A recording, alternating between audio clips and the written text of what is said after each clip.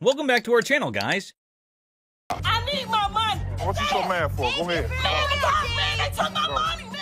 Today, we've got a wild ride for you on Hardcore Pawn with some idiots.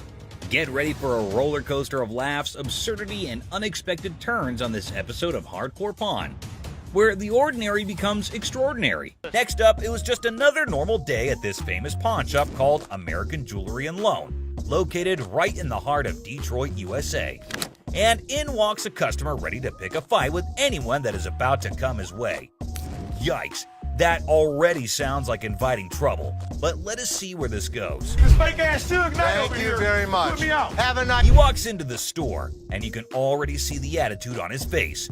He walks us back in the store from his surgery. He comes in with his Xbox and immediately tells Les that he needs to get as much money as he possibly can for it. Like, obviously, that is clearly what everyone is here for at the pawn shop. He knew that they probably get a lot of Xboxes anyway, so that does not set him apart from the rest of the regular customers. When Les asked what he needed it for, this guy had quite a story to tell. And it is definitely a full-fledged roller coaster.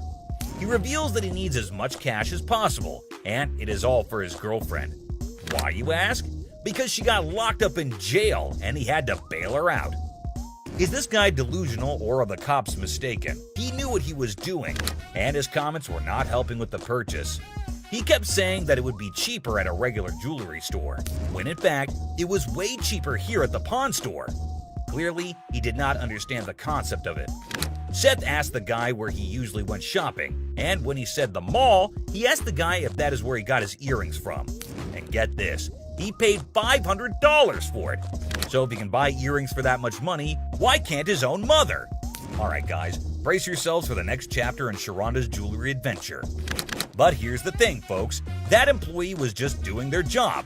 It's a classic case of drama and tension in the workplace. Buckle up, because we're about to witness the clash of these two titans in the crazy world of hardcore pawn. This time, Michael approached Ashley and tells her that he has a mink coat for her. She immediately asked him if he had brought it in before, and he said he had not, but it was obvious to everyone except Michael that she did not buy a word he was saying. She was even more confused because it was the middle of summer, and he had just brought in a fluffy, thick jacket.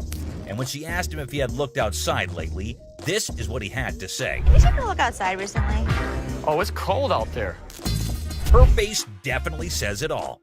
Just to see if he was being for real, she asked him how he knew it was mink, and to that, he had the most ridiculous response. His visits to the store, he definitely had this coming his way. And finally, down to the #1 worst customer. This customer was being disrespectful and disgusting at the store, and someone finally put him in place. Whew! You understand Yeah, I that? got you. Don't with my kid. I'm sorry, man. You don't with my kid. He walks in and notices a table and immediately just announces to no one in particular that somebody needed to come to help him out with it. That's really not a nice way to ask. Jeez. Take a look at how he was behaving. Let me lay on this mother. Let's see. Was a sex table?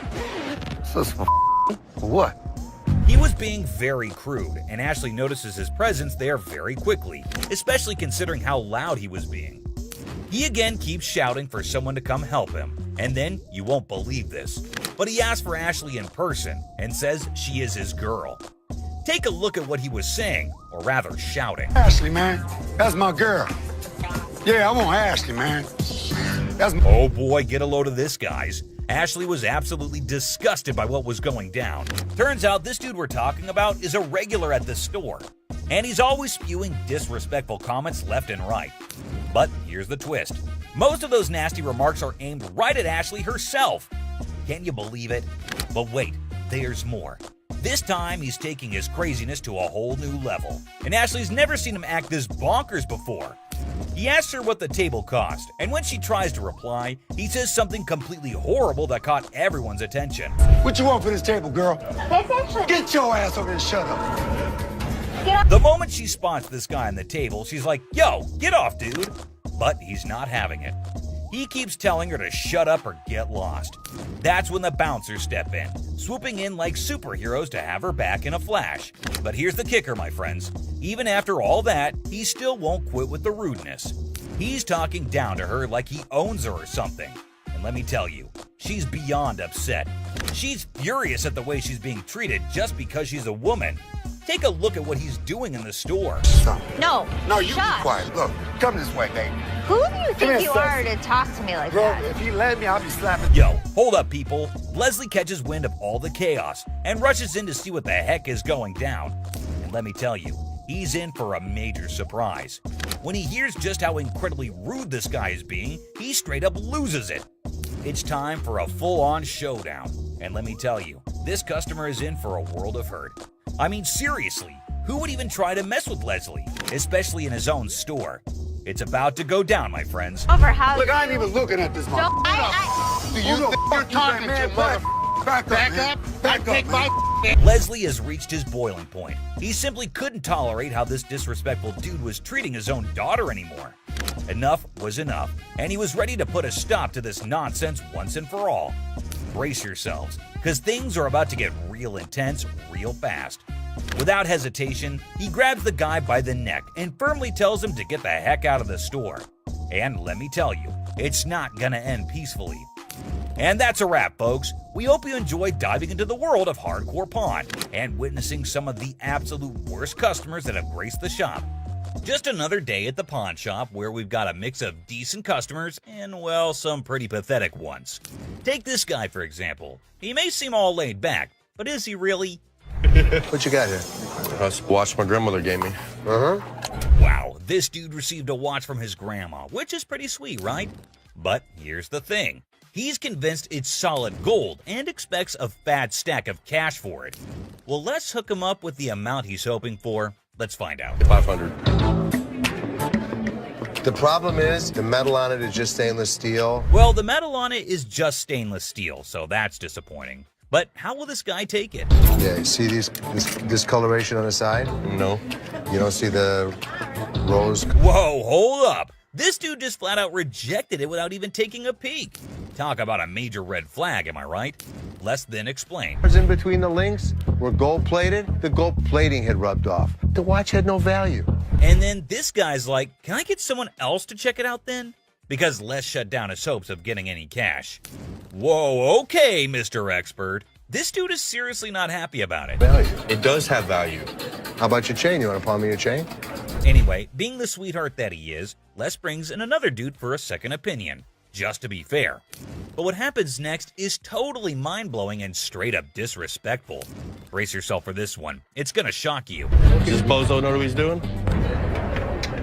Well, I wouldn't really call him names. Seriously, this dude needs to chill and get a grip. I mean, who does he even think he is?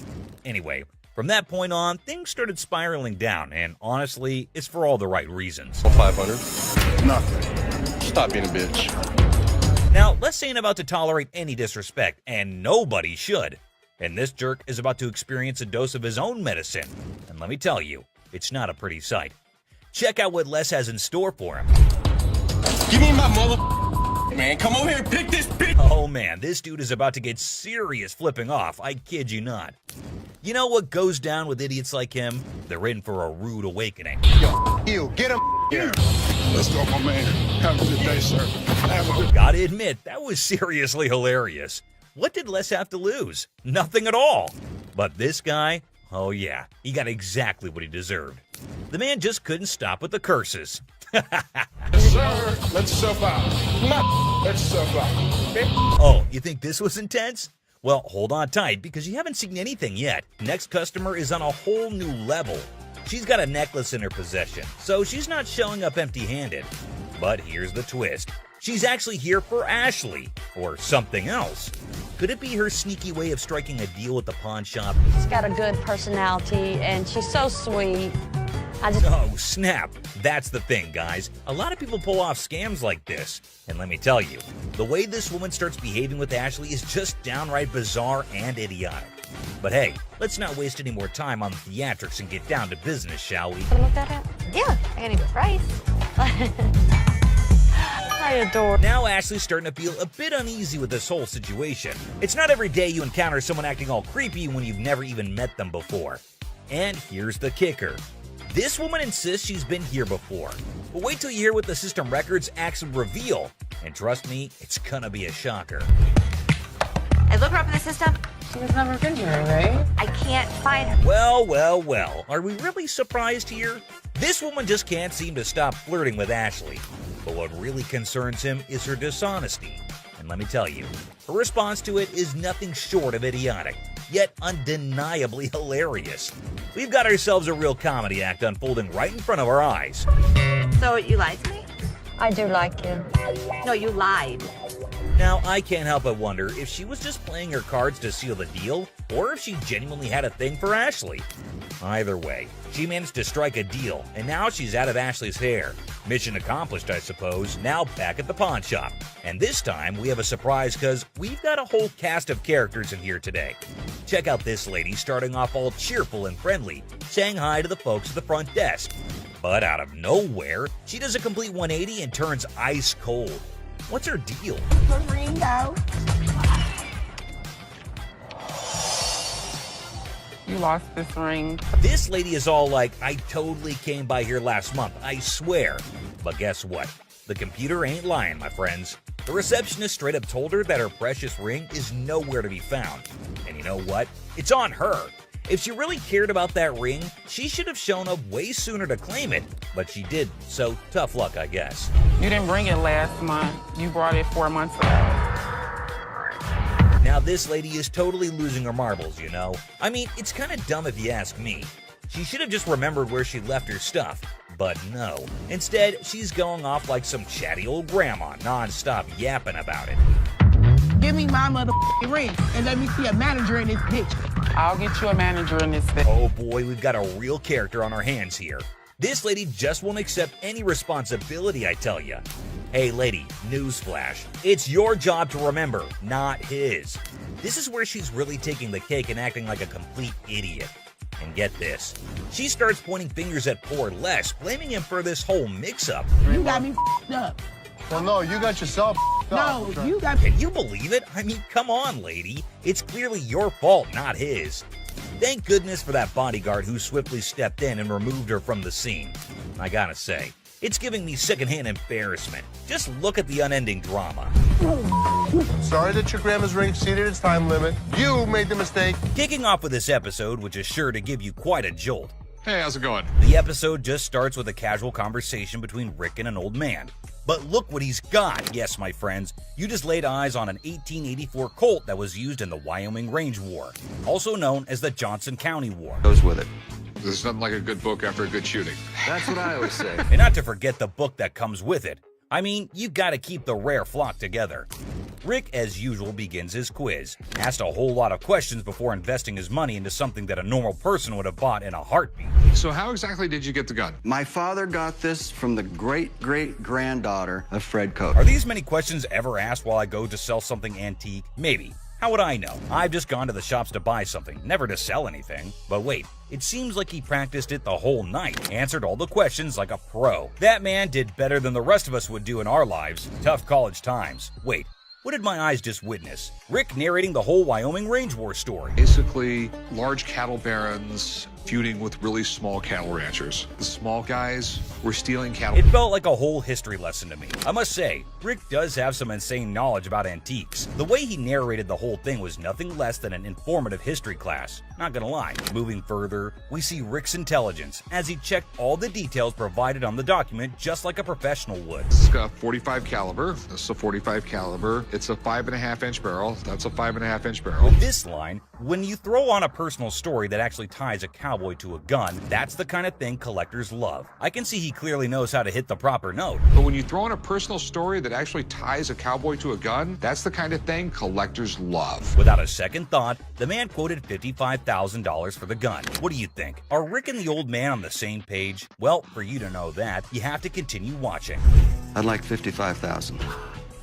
55,000? And obviously, before getting such a huge amount out of his pocket, he wanted a second opinion on the matter, for which he called an expert. Get someone down here. He'll tell me if it actually belonged to this guy. To be honest, I really don't get it. How can one identify if it's original or fake by just looking at some words written on a piece of paper? Anyway, who am I to say anything? What we have here, it's really hard to make that connection.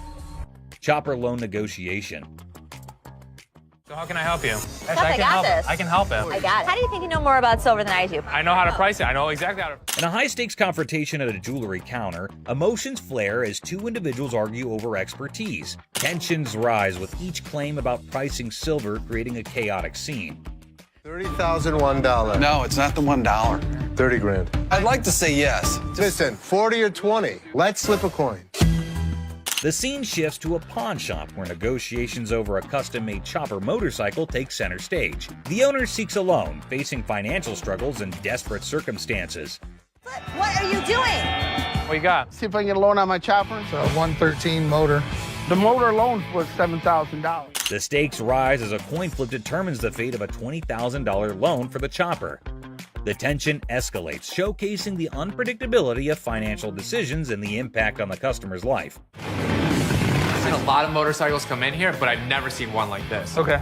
I need about $10,000. The focus shifts to the custom chopper specifications and sentimental value, highlighting the emotional connection due to the brothers' craftsmanship. The negotiation becomes a delicate balance of compassion and financial reality. On a loan, about 5,000 bucks. Paying off both, or I mean, 5,000. I'll go 5,500. all right. Deal. All right, we'll get change you low. 5,500. The episode concludes with a deal struck at $5,500 for the motorcycle. Despite falling short of the initial request, there's a glimmer of hope for the customer, bringing a mix of relief and uncertainty. Misguided price pursuit. You're the manager. I'm the man. You're not gonna get it. The atmosphere intensifies as the women express their displeasure, demanding a prize from the machine. Bubble hockey. Bubble hockey. Detroit Classic. I'm thinking $2,500. How much did you pay for it 10 years ago? $3,500. A pawn shop encounter unfolds as a customer eyes a bubble hockey game. Negotiations kick off with the customer seeking $2,500, but the pawnbroker questions the value. Under $1,000. Maybe we work out a little game. Winner gets the price. 900 if you win, 500 if I win. Oh, can't do it. The negotiation continues with the pawnbroker proposing a lower price, suggesting a gaming duel to determine the final cost. The customer hesitates, seeking a higher amount. $100 out of this thing. 16 you win, 400 I win.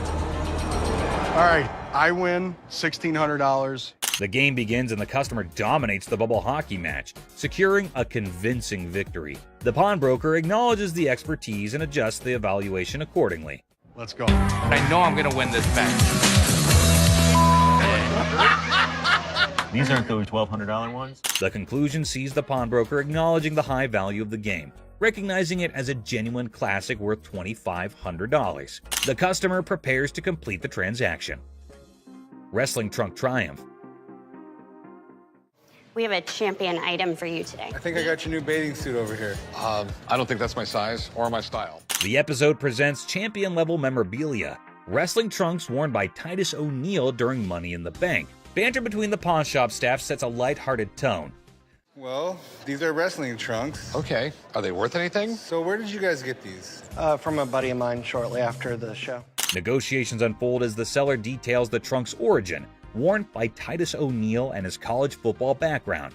Price discussions ensue, involving humor and strategic bargaining. Oh, how much are you looking to get? $1,800. Are they worth that? What do you think about 800? What about 14? Money at $1,000. Go for it. You have a deal. All right. The negotiation reaches a climax as Chumley proposes $800, leading to a amusing wrestling-themed banner.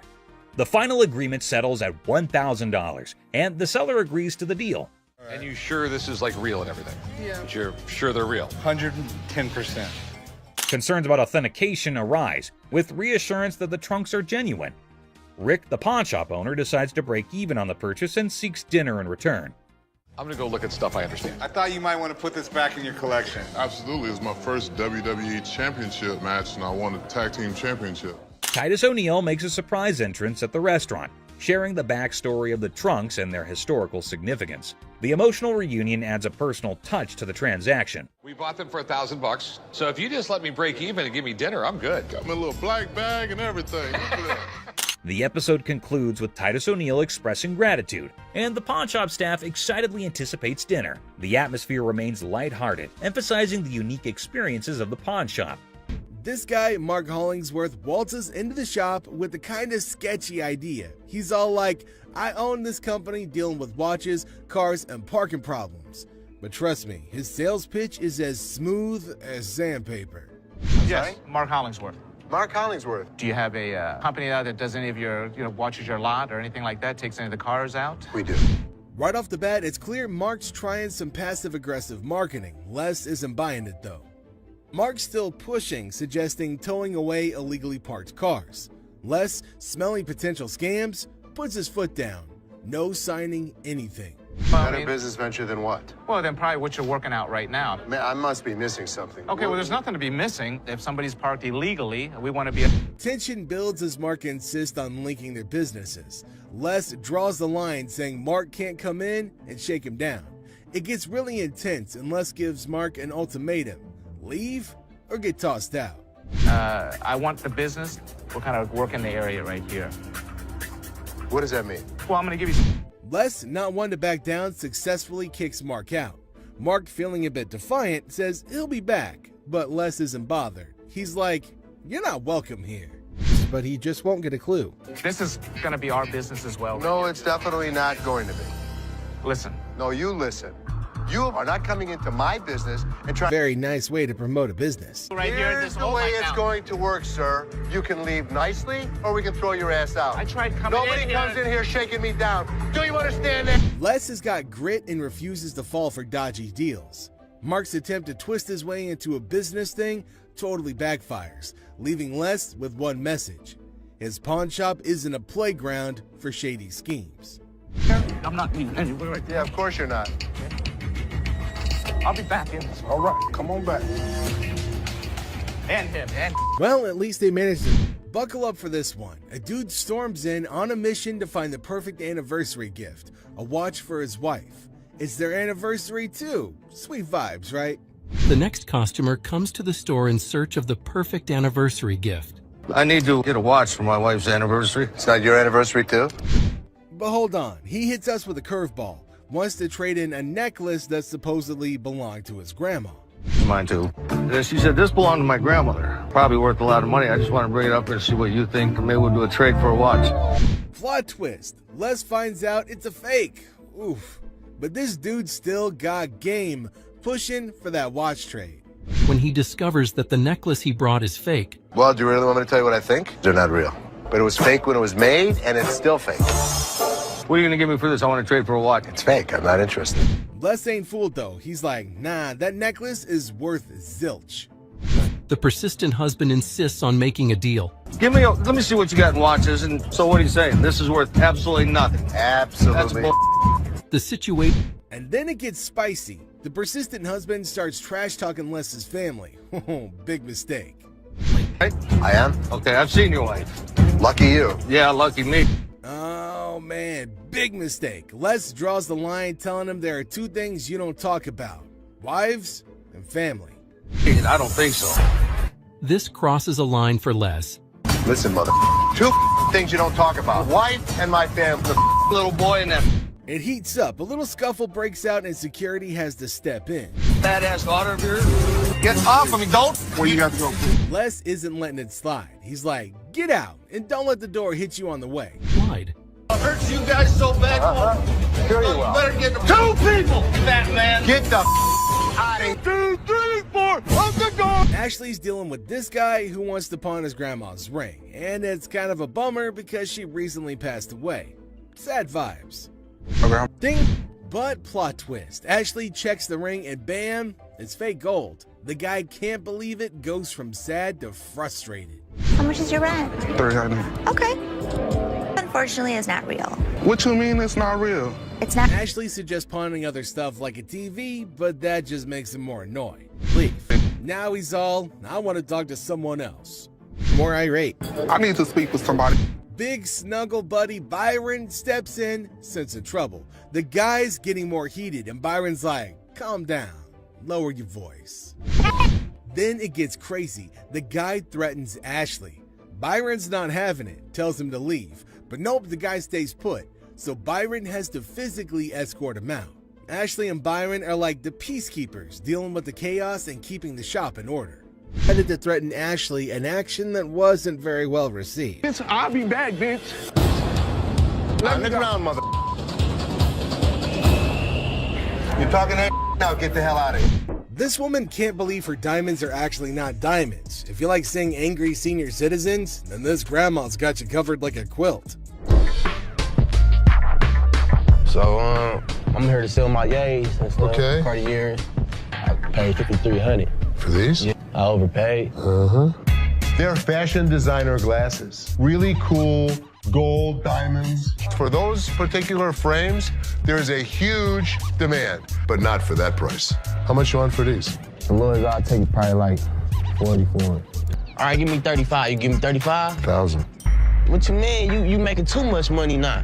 I sell this stuff cheap, man. Look, I ain't pay 1,000 for these. I know feel you me? didn't. I can feel you. But you don't feel me, you know what I mean? I can feel you. You see how he talking? Talking like a kid and You don't know who the I Man, am. You don't know where the I was raised. Like and I you're just said, talking. Well, flat out, man. I ain't leaving, dog. Come on, baby. Young buck. What's up, baby? Man, we out. You on that petty shit, dog. That petty ass money you offering. That's why ain't nobody with y'all. You feel me? I feel you. Les is offered a cool pair of glasses, but he knows they're not cool enough to be worth what the customer's asking. The customer doesn't take the news well at all. Campus deal. Buckle up the antiques, guys. We have a man who's brought in a piece of the Victorian century to sell at the pawn shop. Get ready for a blast from the past. Refrigerator. Well, a refrigerator. Now that's one way to stay cool in a store. What the are you doing? I was checking out this refrigerator. Our fella takes refrigerator admiration to the next level. Thinking about buying. Don't you normally check it out by looking at it? Fake diamonds. This thrilling episode of Hardcore Pawn features a woman claiming her niece gifted her some earrings from their store. Oh, let the drama begin. It was like a verbal storm. As far as her reaction goes, well, let's just say it was quite the showstopper. Let's see how Ashley handled the situation. Con artist. Buckle up for this one. An overconfident individual walks in claiming to have big cash to buy something. His grand entrance sets the tone for this bizarre encounter. Let me see this one right here. This one right here. That's platinum. Yeah, I like that one. Oh, now this is real nice right here. I think I could look good when I go out with this. That one's sharp. How much is this one right here? $5.99. Oh, down, baby. Hold on, folks, because this is one decides to venture into the pawn shop. But little did she know what awaited her there. I was kind of looking at some of these watches. Okay. Where the hell is my phone? Something wrong? Yeah, my phone. I just let my... However, did you see her put a phone there? Not me. I ain't crazy. Damn it, I just let my phone there. To take cover. When you start attacking another customer in the store, you have got to get out. He put up the receipt and showed it to Les and accused him of cheating and stealing from the women and taking their expensive ring. But Les was cool and controlled his anger. Whoever produced this ticket didn't understand. That is some bull. It may be bull, but that's the truth. I don't know how I got mixed up. But there's the game-changing point. Les, after listening to him, explained that he will reveal the truth now by showing the real receipt that they had. He went and came back with real receipts that they've been giving to the customers. There, he spotted major differences. He notified him of the major changes and started harassing both of them and started using personal attacks. They were all arguing amongst themselves.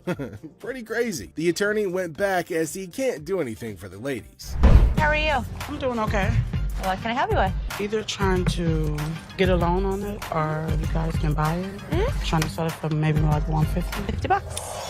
Why is it $50? What the customer's looking to offload. The girl, blissfully unaware of the purse's actual value, confidently suggests a price that's almost a steal. It costs way more than Okay, but I'm not going to pay you for the amount that you think it's worth because it's stained. This is not one of the newer ones. This is not this season. I know about purses. It was torn. It was stained. It's not. Pay $50. So they didn't say it wasn't worth. Can I talk to somebody else? I don't want to talk to your pepperoni looking ass. Can I get somebody? My pepperoni looking at. Pepperoni ass? I don't even know what that means. She take a look at her own ass. Can I get somebody else to talk to this bitch? You. And it's time to cue the drama. Ashley throws out the bold figure of walked into a pawn shop. One of the suspects stood at the door as a lookout while the other two suspects walked directly over to the display cases. So, like Sledgehammer and starts smashing the glass. Things are starting to get pretty wild. At some point, a customer from the place is seen leaving calmly while the lookout tells her to hurry up. The suspects appeared to be wearing heavy-duty gloves in order. At one moment, a person from the shop strolls out all calm, and someone's keeping an eye on her, urging her to speed up. The people thought to be involved seem to have on these tough gloves, maybe so they don't get any cuts. Not to get cut while removing the glass from the cases. Both suspects placed the jewelry and many other valuables in the bags. So when they took off the glass from the cases, both of them put the jewelry and lots of other valuable stuff into bags. After that, they hightailed it out of the store in a black Mercury marquee. Where the case at? Where is it at? Where you put them on? The guy storms into the pawn shop all worked up and starts shouting about a missing case. He's demanding to know where it is, and he appears to be accusing the staff of removing. The feeling of stress in the air is increasing, and it's obvious that something is wrong. You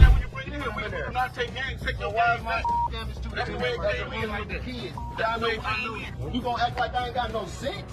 He's accusing us of taking games out of his unit. Look at the ticket. It never said with game. The atmosphere gets even more intense as the guy accuses the pawn shop of messing with his games. Les, the cool guy at the pawn shop, stands his ground. The customer's getting more agitated, making accusations and even talking about blowing up the place, which is just adding to the chaos. Man, you can get your arms up off belly and none of your body parts on me, bro. After all the stress I have, the last thing I need is a customer causing a scene. Despite the escalating situation, Les stays calm. He tries to talk sense into the upset customer, especially with a big event coming up the next day. I know how to walk. I ain't illiterate because I ain't part of the week, and y'all motherfuckers in my middle row and put them motherfucking games in there. And you weren't even standing there when I positive. Somebody need to blow this place up. It's time to go, sir. You ain't gonna get my window up. Let go.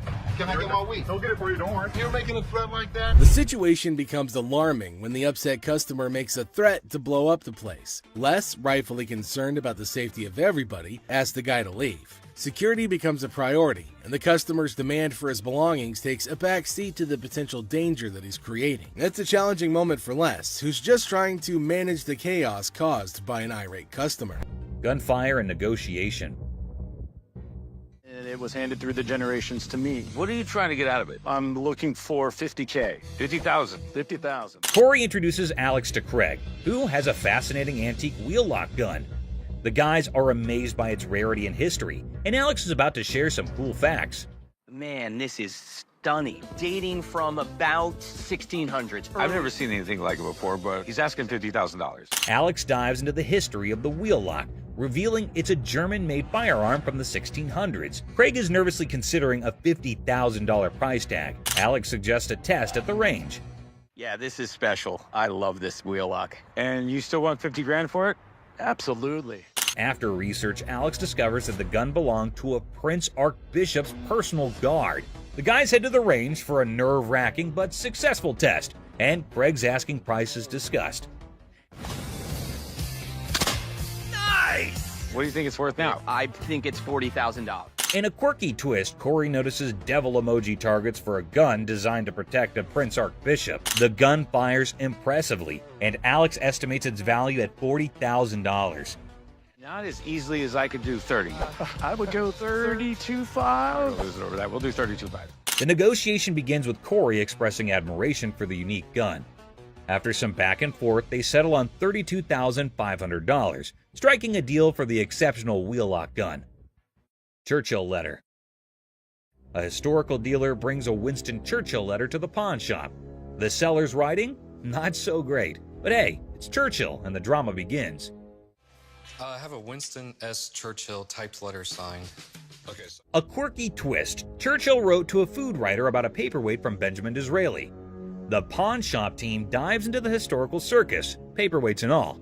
Enter Steve, the expert, unraveling the mystery of Churchill's signature. The magnification saga begins, complete with ink flow discussions and hilarious attempts to decipher the genius's handwriting. A surprise appearance by a 1968 Jack Kevorkian Volkswagen van shakes things up. The chopper deal is done, but now Churchill's letter gets a comedic price tag dance. Negotiations, magnifications, and laughs galore. The thing I do like about this is it's got the writing on it, and I would put the value at the high end of that scope, so probably about $1,500. The final act, the pawn shop owner, a smooth talker, bargains down to $1,200. The deals are sealed and everyone heads off with laughs, paperweights, and probably a newfound appreciation for historical handwriting challenges. I think 1,200 sounds good. All right, it's a deal. Thank you, Mr. Harrison. Meet you right over there. We'll do some paperwork. Goofball. Our tale kicks off with a grinning goofball strutting into a watch shop, exuding joy like he just hit the jackpot.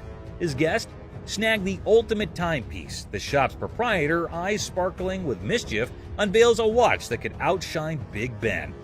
Our hero, wide-eyed like a kid in a candy store, marvels, "Wow," treating it like a time-traveling marvel.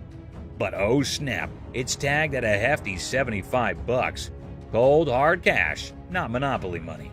Undeterred, our bold hero eyeballs another watch, a jaw-dropping $599. His face? Priceless shock. Unfazed, he blurts, "Yes, I want it!" Then comes the knee slapper. He pulls out a crumbled $2 bill. The shopkeeper holds back laughter, educates him. "That's $2,000, sir." It's a $2 bill.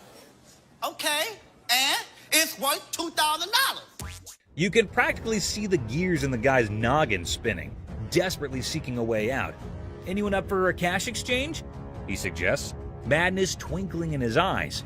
The shopkeeper, smelling trouble, hesitates, perhaps a financial genius or a victim of too many cartoons. In a wild finale, our hero with a mischievous grin hurls absurd insults like, "You're chunky with a giraffe-like neck." The bewildered shopkeeper calls in the guard. Enter the guard, booting out the funny guy, leaving the shop in stitches. Have a good day. Big Mouth is hungry. Unexpected drama. Strap in for a wild pawn shop ride. A lady steals the spotlight, but surprise, Mr. Sneaky tiptoes in for a bear hug, sparking unexpected drama. Gasps echo as the leading lady jumps, but it's just a playful fella.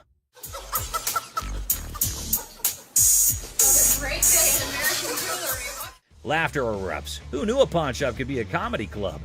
In this 6-second snippet, the pawn shop transforms into a stage for unexpected antics, surprising and delighting in this unlikely comedy setting. Great day in American jewelry. What can I say? In the chaotic shop hustle, a dude flaunts a watch that could fund a small country. The shopkeeper, hungry for a bargain, attempts a haggling dance. But Mr. Watch Wizard wants stacks on stacks. I came over to sell a beautiful watch. Okay? Tell me a little about it. Cue the dramatic moment as the shopkeeper grabs him, yelling, "Hold up, time traveler!" Suspense builds as they investigate. Is it legit or a fancy imposter? Get ready for the ticking truth. So, can you come back in about an hour? No problem. Perfect. I'll see you in about an hour. Thank you. Picture our man playing Sherlock, sneakily starting the girl checking the watch. Instead of screams, laughter erupts. A mischievous symphony until the fun police arrive. An authoritative figure sternly commands, "Stop right there."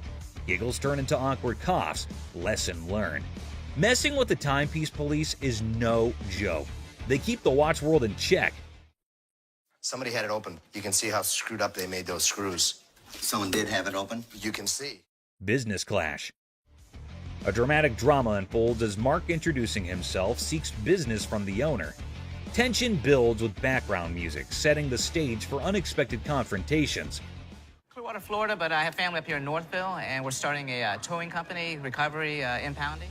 Mark pitches his towing business, convinced it's a better venture. The owner, unimpressed, rejects the offer, leading to a clash of perspectives and business philosophies.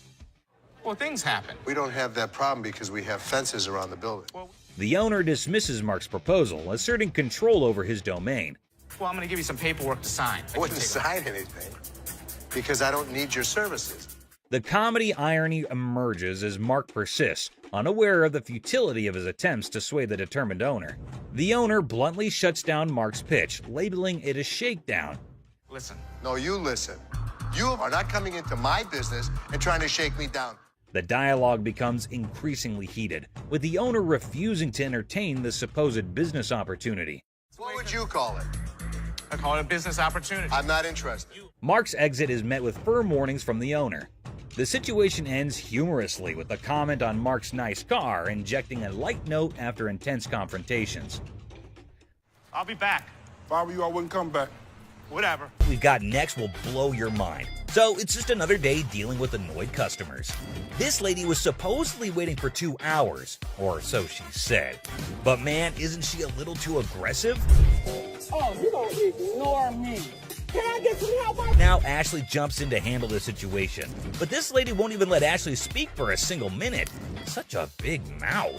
You need some better help up in here. I've been standing here going on almost 2 hours. This lady just won't quit shouting. And to be honest, Ashley is so done with it. But you won't believe what this customer does next. It's seriously shocking. Because he told me. Excuse me. Seriously, what kind of lady does that? I get that she's mad, but why resort to getting physical when the manager is talking calmly too? Well, Les totally turned her down because it's just not worth that much. And this lady couldn't handle it, I suppose. You won't believe what she does next. Seriously shocking stuff. This customer walks in claiming she's here to get back the stuff she pawned off. But guess what? Buy. Not pawn. They were buy. Turns out she didn't pawn anything. She straight up sold it off. Man, this lady is clueless. She doesn't have her ticket and she expects someone to help her out? Seth tries to intervene, but it's pointless because this woman just can't grasp the fact that without the ticket, there's nothing anyone can do. If you bring me the ticket, I'd be more than happy to take care of it for you. I need my. Show me the ticket. I don't have my ticket. Now she's all paranoid, thinking people are trying to deceive her, and she's planning to take matters into her own hands.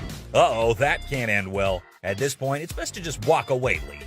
Phone call. I'm gonna be up here to handle y'all, mother. Who are you having? This lady is refusing to leave until her brother shows up to give the pawn shop owners a beating.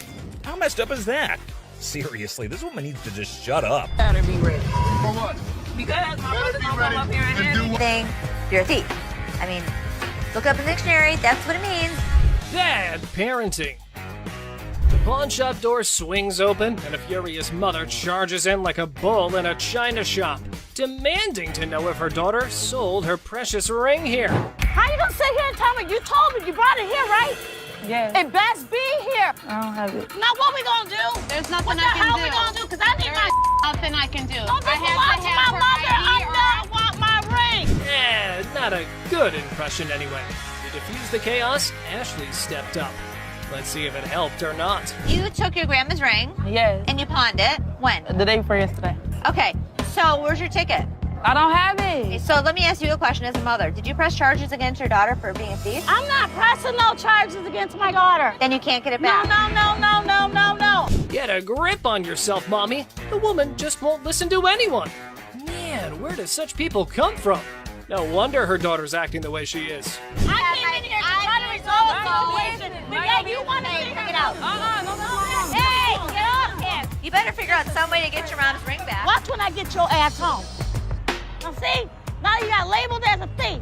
Coin thief. Ooh, there's a new player in the game if you want to avoid glitter and dancing. But anyway, this punk got mad, and here's what happened next. Want to go out for the pass? Here comes a young man eager to make a deal at the shop. A young man comes into the shop. He's waving something around, claiming he wants at least $100 for it. Les, the owner, isn't having it, saying it's not worth that much and offers him $20 instead. To the shop. I'm trying to see how much I can get for this. I'm trying to get at least 100 for it. $100,000? Yeah. I won't even be able to sell it for near that. So how much can you give me, man? $20? The young man is not thrilled, insisting he needs at least $100. I need my money. I I'm gonna need understand. at least $100 for this. You paid $200 for that, I overheard? I'll sell you like 4 of them for less than that. Why would I want to bow? I'm trying to get. Tempers start rising and he's yelling for more staff, demanding to see a manager ASAP. Les, sensing the commotion, steps in. $1. Why is there more staff out here? Get some help. I've been waiting for an hour. I need to see a manager right now. The situation escalates quickly as the young man disrespects Les, calling him old man. On. What the you gonna do, old man? Who you calling? This sets Les off, and in a moment of rage, something regrettable happens. Les takes charge, telling the young man it's time to go, and the drama unfolds. Thing he will regret later. Who the you calling him? Really, mother? I got this. I got it. You wanna give me more than $20? Get out. Les takes matters into his own hands. Time to go. Nikki's got this customer who's upset about the cash offered for her golden bracelet. They usually give me 3. Okay, gold dropped, so That's not my problem. She expected $300 like last time, but Nikki says it's $250 now because the gold price did a little dance. She started clamoring for a manager over and over, like that was gonna solve anything. I want to speak to your manager. What price did you give her? $250. And you need how much? 3. Okay. Just because the price of gold is going down, that's... Now, this customer isn't having it. She's like, I want a manager. But surprise, Ashley steps in. Not a manager, but trying to explain the gold market. The customer's having none of it and wants that extra $50. You're not understanding. No, I want my $50. The extra $50. If you want to Give me my extra $50. Come on! Since it's clear she won't be getting the amount she was hoping for, she decides when she realizes that bonus cash isn't happening, the customer flips the script, blaming the gold price drop for her unhappiness. She's dead set on getting her money despite market facts. Hey. Gold has gone down. Give me my money. Serious? Yeah, you had to bring him around because you... But Nikki's had enough of the drama. She tells the customer to hit the road, saying disruptive behavior isn't cool, and well, she's not welcome anymore. Customers out, never to return.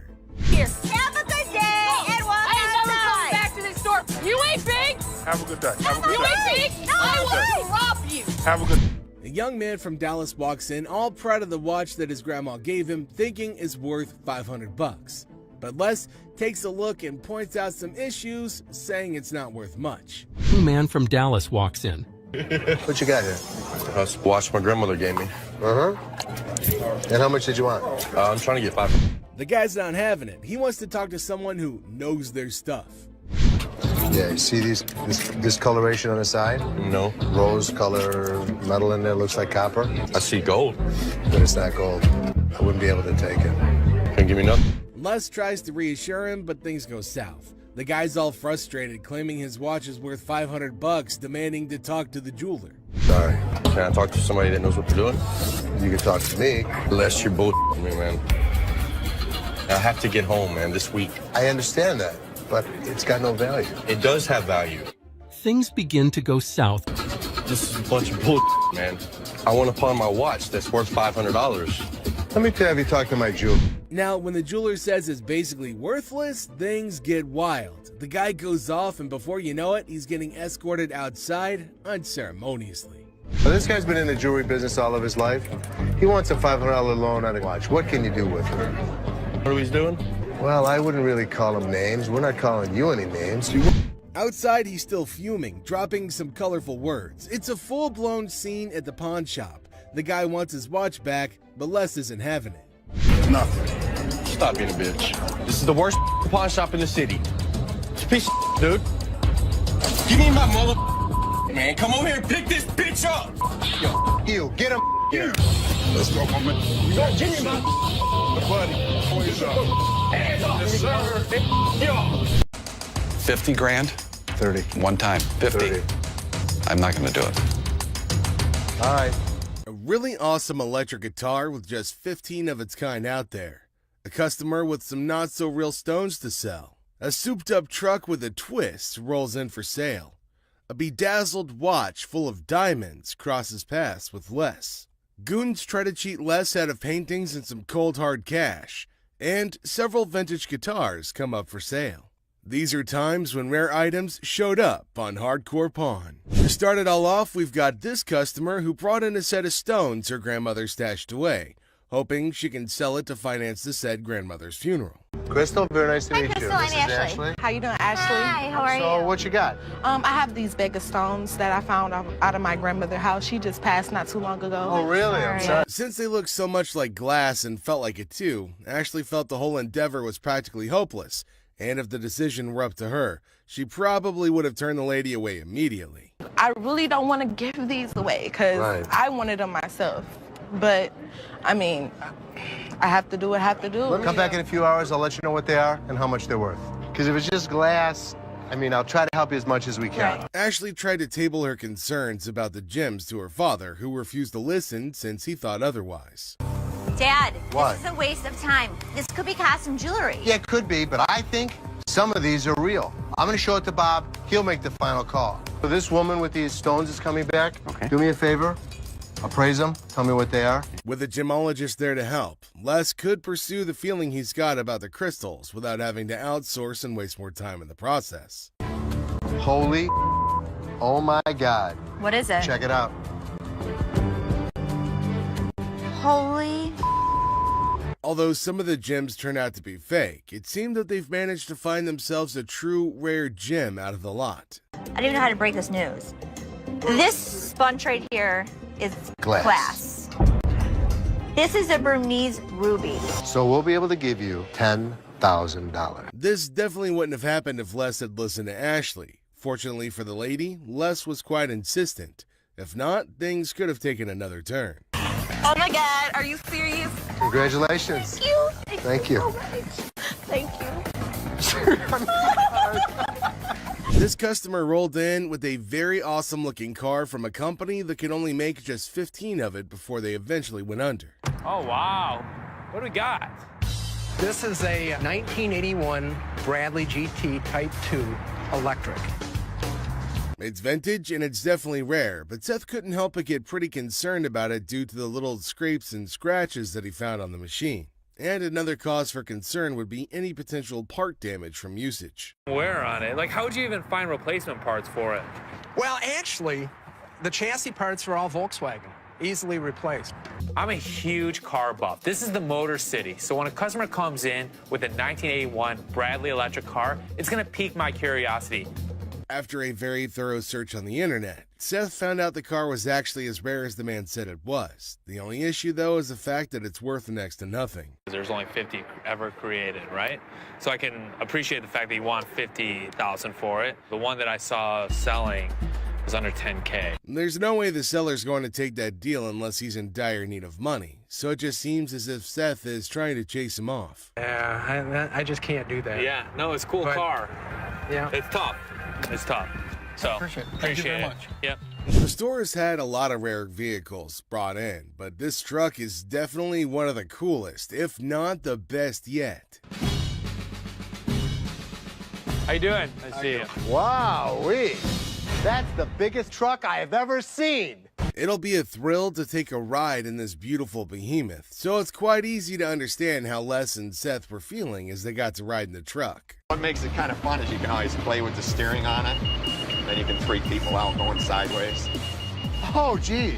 Awesome. The extra controls out back was just too cool to be true, and Seth wanted to do the honors by testing it out himself. Turn. Let's go. Yeah, he's good. Hey, I'm good. I'm good. Whoa! As they settled in to negotiate on the price of the truck, it was quite obvious that the truck would be worth a back-bending amount. Real costs, the painting. So 70 grand wouldn't buy it. No, sorry. 80. Seth really thought his father was going to go for the deal despite the big figure involved, so he kept on sending scathing glances his way. Thankfully, Les managed to pick up on the cue. I would love to drive it in the winter. I would love to drive it in the summer. I'd like to drive it in the spring. I'd like to drive it in the fall. 90 grand. 95, we'll do it.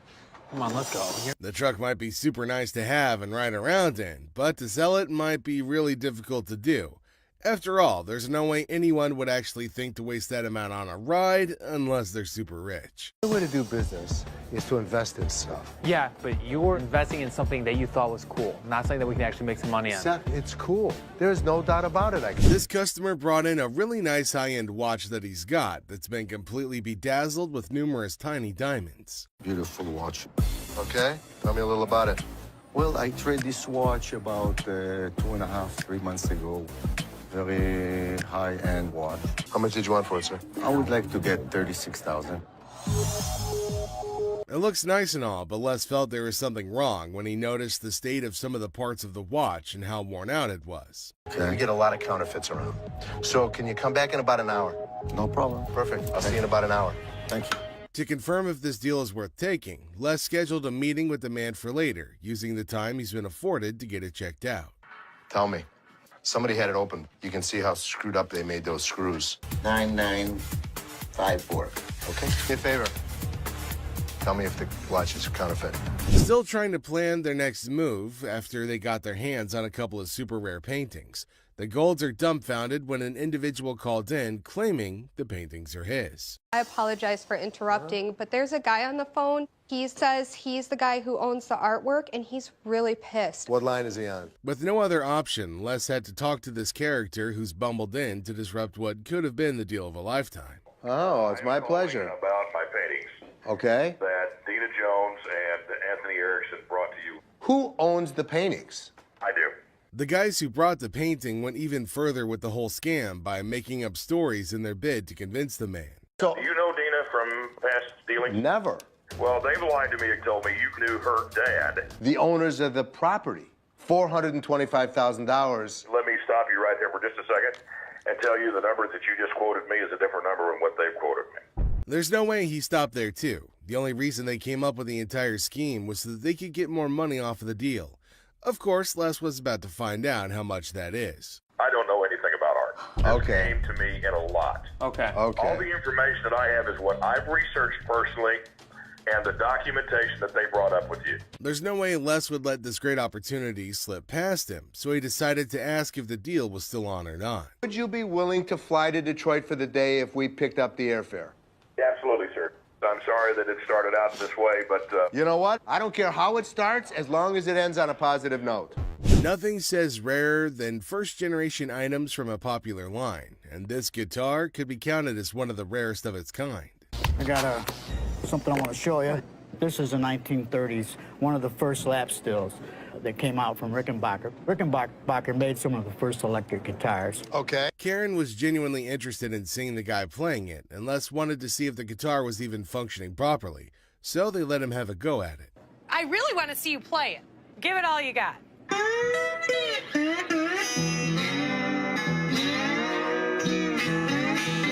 Why do you want to sell it?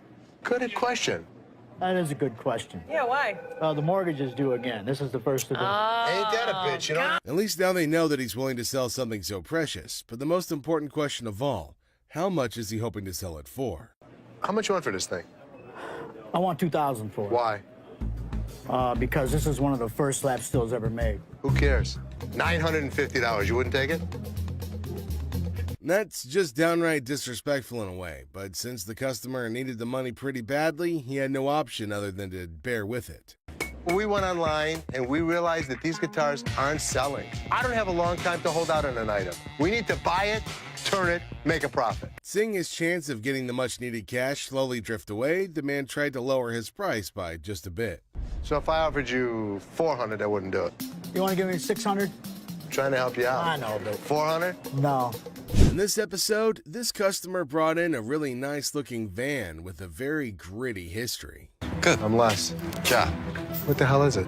This is a 1968 Volkswagen van owned by Dr. Death, Jack Kevorkian.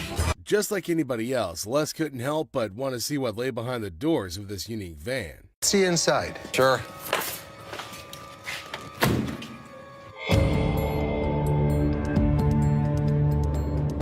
Well, you either love it or hate it. I love it. This is definitely a piece of Detroit. He's asking for something within the hundreds of thousands range, and despite this van being a museum-quality item, that's just too expensive. Les has to think deeply to know if he wants to take this very risky step or not. What a find. This could be huge, but I want a second opinion to cover my bases. A little creepy, huh? I think it's cool. There's no question it's cool. How much are you looking for? 6 figures. And now they've encountered the hurdle that had their father running back in to inform them about the deal. So 10,000 ain't gonna buy it. No, I'm in the 6-figure range. 20 grand? No. His persistence seemed to have worked out as hoped, since the seller has decided to lessen the price for the vehicle, and by a great margin, too. 50 grand? 30. One time. 50. 30. I'm not gonna do it. All right. Faced with crushing bills and without the means to pay them, this lady and her son had no choice but to bring these precious guitars in their possession. They all got them. These were my great uncle's guitars. So, these were your uncles? Yes. With tears in her eyes, the woman seemed quite reluctant to hand it over, After all, it's something she got from a deceased family member. But faced with a choice of either losing their house or keeping these items, it's obvious which option that she would choose. How much do you need? $3,500 would put our bills intact. I'm sorry. No, you're all right. You're all right. Whoever had them enjoyed them. After checking the guitar out himself, without preliminary knowledge whatsoever, he knew this guitar was definitely something nice, and since Les wasn't around, all he could do was offer within the limit and hope for the best. 18? 18 of you. Okay. You seem happy. This man brought in his 1972 Cadillac, hoping he could get something for it after years of having had it in his possession. How you doing? Hi. What brings you in? I'm here to sell my 1972 Cadillac Eldorado. Seth tried to check the interior of the car, only to discover it isn't exactly as broken in as he said it was. Is the car breaking? Oh, no. It's falling apart. Yeah, no, don't do that. No, it's old. Look. Barely broken in. Look at that color. The guy's just trying too hard at this point, but smells and the like can be fixed later. But is everything okay with the engine? How much are you looking for? $23,000. Really? Why? This car is an award winner. Yeah. The car is definitely unique, but from the supposed smell and all, it's just too much work to actually get something for that price that'll still cost more money in order to get it to tip-top shape. You know, bud, we're actually not interested. Are you interested? I mean, staying this far back, I smell it. I'm sorry. I can't sell something like this. Sorry about that. We bet the staff at the pawn shop love their job, if for nothing else, at least for the drama that happens every day. Now, this is one funny scenario. A friend escorts her friend to the pawn shop only to realize that the laptop her friend wants to sell was stolen from her. Everyone is confused as the two friends who came together get into a fight. What the hell? You mean to tell me you don't stole my damn laptop and I don't blame them damn kids for this damn laptop? All this damn... Take my laptop. Oh, well, whatever. I think that these women were fighting. Now, these women are causing a scene, but they don't care at all. At least the fight's not against the staff of the pawn shop, so Les isn't bothered at all. Just when Les was about to hear the full gist, the friend who successfully got her laptop back came back for a rematch. Les is standing looking lost. My laptop. You walk your punk ass home, bitch. You had my laptop all this motherfucking time, and I'm thinking these down. He didn't got my... The funniest part of it is that the friend who threw things missed them all. She could steal her friend's laptop, but she can't even throw a can at a target? Now, on second thought, this lady's audacity is pretty insane. Did she think that her friend wouldn't notice that it's her laptop, or her friend would just stand there and watch her sell it? I think that these women were fighting over a laptop. You know what? We ain't even friends no motherfucking more. You don't come to my house. At least they weren't yelling at us. Little bony ass bitch. Walk home. Get money, bitch. Walk home. Walk home. The man walks in with a unique Native American artifact, and Seth loves it. Things go south when the seller uses Ashley's joke on her. Now, Ashley doesn't like it, and Seth isn't helping matters either. The problem is that Ashley is too emotional to be a businesswoman sometimes. So, the pawn shop loses an artifact because of an innocent joke that was even apologized for. And to think that Ashley started it makes it even more ridiculous. Good. How you doing? Got a few Native American artifacts here for you. This is a tomahawk right here. This is the war club. Resembles you, doesn't it? It's closer to you. It is, right? It's the same color hair. $90? No, actually, I'm not interested. He was rude, Seth. He was just joking. He was not joking. My sister takes things way too personally. He was rude. Why do these guys think they're entitled to money from the pawn shop? Like, there's no law that forces the pawn shop to buy an item from them. I'm just looking for a couple dollars, you know what I'm saying? To be honest, I don't think we're gonna take them, brother. You say what? We're not interested. American jury. Where the is the loan at? Don't try to stare me down either, cause y'all gotta close. This mother thought he was a badass. As you can see, I'm a badass. They say to be confident when making an offer, but this guy took his confidence freaking overboard. What part of Les does not need his services does Mark not understand? Do you have a company now that does any of your, watches your lot or anything like that, takes any of the cars out? We do. Okay, how's that working out for you? It's working out great. I'd like the opportunity to maybe go over some paperwork with you. We don't have that problem because we have fences around the building. Well, we've done a couple other business around here. I don't think you're understanding what I'm saying. This is going to be our business as well. No, it's definitely not going to be. I'm not interested. You old Here's man, the way you it's and you gonna guys work. running the zoo right here. Here's the way it's going to work, sir. You can leave nicely, or we can throw your ass out. First thing in the morning, and this customer just decided he wanted to mess with Les. What the hell's going on? Hey, man. I need some money. I got kicked out. My mama kicked me out last night. Les saw him when he picked up all those items before bringing it over to meet, so he definitely thinks he could take Les for a fool. Where did you really get it? My mom's basement. Tell me where you really got the vacuum. My mom's basement, man. Where do you think I got it from, fool? With how bold this guy's being, even going as far as insulting him, Les couldn't help but get even more furious than he already was. You think I'm that stupid that I didn't see you pull the off the floor? You, what are you gonna do? What are you gonna do about it, bald-headed? It's hard to believe Les actually let him stay that long. Normally, his security personnel would have yeeted the piece of crap out on the lot. Get out of my store. You understand what I just said? What are you gonna do if I don't? Do it. Keep walking, buddy. Well, he screwed around and he found out the hard way. Bet he's not gonna think about doing that again anytime soon. You start dealing with this particular crazy lady, and there's no way she's gonna turn back now. Follow me no more. I won't come back in this bitch. All the motherfucking times I've been coming in here giving y'all my motherfucking and this is how I'm getting treated, y'all. Les gets this customer who's trying to sell a watch she apparently Won this one, all right? After reading through one of their ads, this lady came over to make a very odd inquiry. I was trying to find out because your sign is saying that I can get 30 days of free cash. Well, she read all right, but she didn't quite understand it at all. The customer came in hoping to pawn his rosary, claiming it was an antique. It's been passed down from generation to generation to generation. Now it's mine, and I'm trying to put you in the game with this crystal. Just because it's old doesn't make it a really valuable item, but it seems this man doesn't want to acknowledge that at all. So, how much can I get? Well, you can't get anything. 'Cause it's not diamonds, it's not gold, it's just crystals. Honestly, I think Les has said all there is that needs to be said, but we'll just have to, make things clear. He's got no other choice than to repeat himself. How much would you pawn this for? I won't take that in pawn because we only take precious metal. Well, this is precious. To you. To me. With his demeanor through this whole thing, it's pretty clear at this point that this guy's gonna be trouble. Work something out, man. No, I can't take it, I'm sorry. Well, I think you need to work something out with me, man. Trying to strong-arm the poor guy isn't exactly the right way to conduct business. Tell him it's antique, man. Nope, it's not antique, bro. I don't want to talk. Me and you.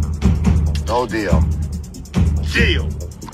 No deal. He's been introduced to the antique expert. Now it's time for the antique expert to introduce him to the door once again. Let's talk about it on the way out the door. Hey, hold on, man. Hold on, brother. Hold on, man. Hold on. I can leave on my own. Hey. This customer came in to pay off the interest on an item she pawned earlier, even though it was way past the due date. How are you? I don't know, I'm about to see. Okay, so you want to pay off your interest today? Yeah. From how snappy she was being, it was only natural she'd eventually end up on Ashley's bad side. I owe. Okay, you owe $50.60. How much? $50.60. Where the that come from? The moment Ashley told her how much she owed, she went on a very huge rant in a fit of rage. I owe $50 for Actually, my ass. I didn't know somebody that age knew so many swear words. Like, it was just, wow. She's speaking so fast that it's really tough to understand what she's trying to say at all. It's like nobody understands the words coming out of her mouth. Getting riled up and screaming spooks me out. Okay, well, let's catch up again. Spook that job. Yes, spook that job. What can I say? Ashley tried to be as patient as possible with her, which is a first if you're new to the show. It's called Yiddish. What the is a Yiddish? Yiddish with a Y. Well, I understand that I understand Ethiopian. How about that? The customer would eventually wear her patience thin with her obnoxious attitude. You can pay off your interest. Actually, you have three. You can pay off your First interest. it was one. First it was two. Now it's three. Can you please make up your damn mind and tell me what the I gotta do? Just like she's always done, Ashley decided to screech her answers back in an attempt to match your energy, since her previous attempts didn't really get very far. Okay, then go pay $50.60 and come back when you want to. Where the is your boss at? I'm the boss. Now what? I can't get none different times. Hold on, man. Since he was being quite irrational, they decided to carry him out of the store, screaming and kicking. Can't get one. Get full. That's good. That's good. Let's go again, buddy. Seth is used to loud and rude customers, but this is the first time a customer tries to flirt with him. It throws Seth off balance for a second, but he proves that he's a businessman to the bone. What's your name again? I'm Seth. Oh, you cute. Yeah. Focus. Let me see your ring. Are you married? I'm good. That mean you're married? I'm good. Seth gives the woman his offer for her items, and she replies with an interesting counteroffer. Neither Seth nor Rich are willing to take up her offer, but Seth might know someone who will at least consider it. You want to taste it, Rich? I'm good. Rich, you just offered. Dude, listen, I wouldn't move in on your action. Hey, Rick. Would you suck on that pacifier for $20? Rick reluctantly rejects the earlier offer, but Seth raises the stakes and makes an offer his employee can't resist. Everyone enjoyed that, even Rick, especially Rick. I'll buy you lunch for the week.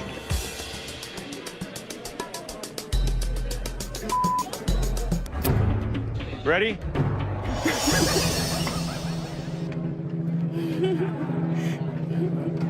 Seth closes a deal with the pacifier-sucking lady, and we can all agree that he made the best of the deal in every way. Would you suck it for $20? So $300. Sure. You want to do it? Great. Thank you.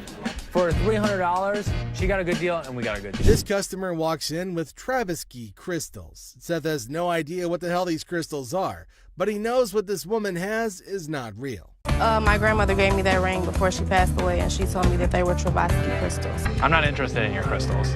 No, I'm not going anywhere until you give me some money for my crystals.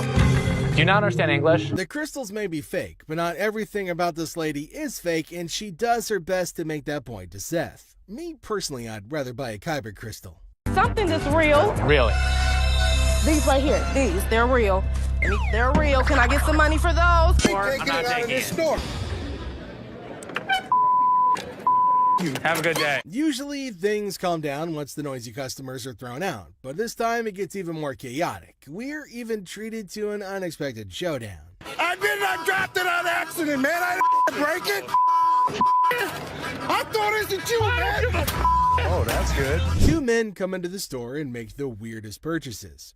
While Les is happy to make sales, his curiosity gets the better of him. You certainly won't believe what these men want with these items. I was looking at the chainsaws over here. We have chainsaws. You make a deal on both of them? Sure I can. So what's all this stuff for? Home defense. What? Is that what The you put on zombie your yard? apocalypse is coming.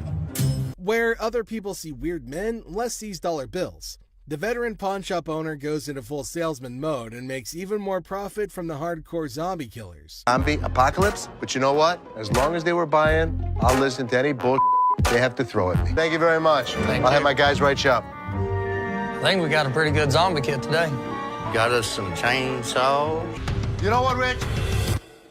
You, get out of the store, bitch. It's been brought to my attention that you have told Linda to get away from me, you bitch. Prove it. I ain't did nothing. Les is pissed with the gutsy move Tony pulled when he refuses to speak the truth, asking for proof instead.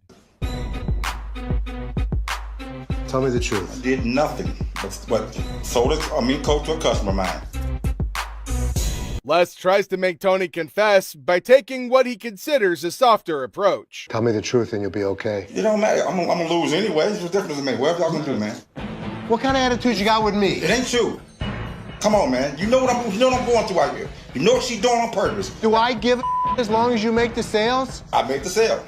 After trying one last time, Les manages to get a confession out of Tony. Well, ask one more time. Did you say get out of my way, you bitch? I told him you're a long bitch. Get the real perfect. Since he confirmed he did violate the rules, Tony bags himself a suspension. All right. See you Saturday. Maybe. Although he successfully delivered punishment to Tony, Les failed as a boss when he refused to try to know what could have led to the issue. How many chances can I give this guy? Ashley, how many chances can I give you? Me? You!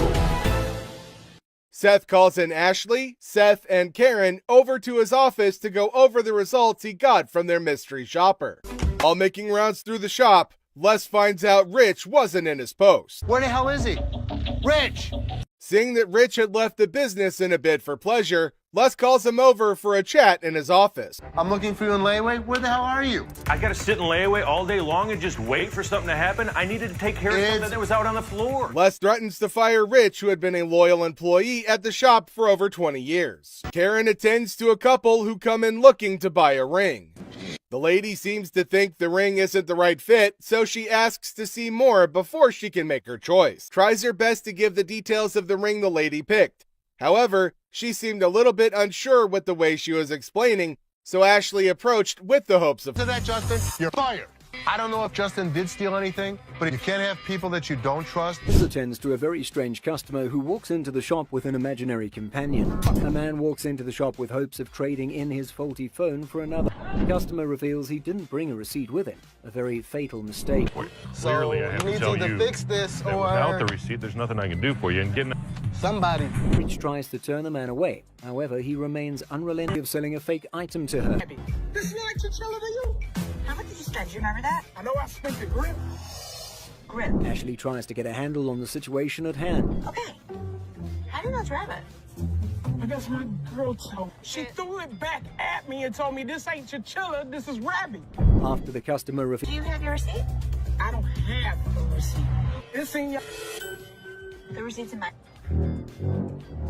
To confirm if she really bought the item from the shop, Ashley asks for a receipt. However, the woman maintains a confrontational stance. You sold me this real.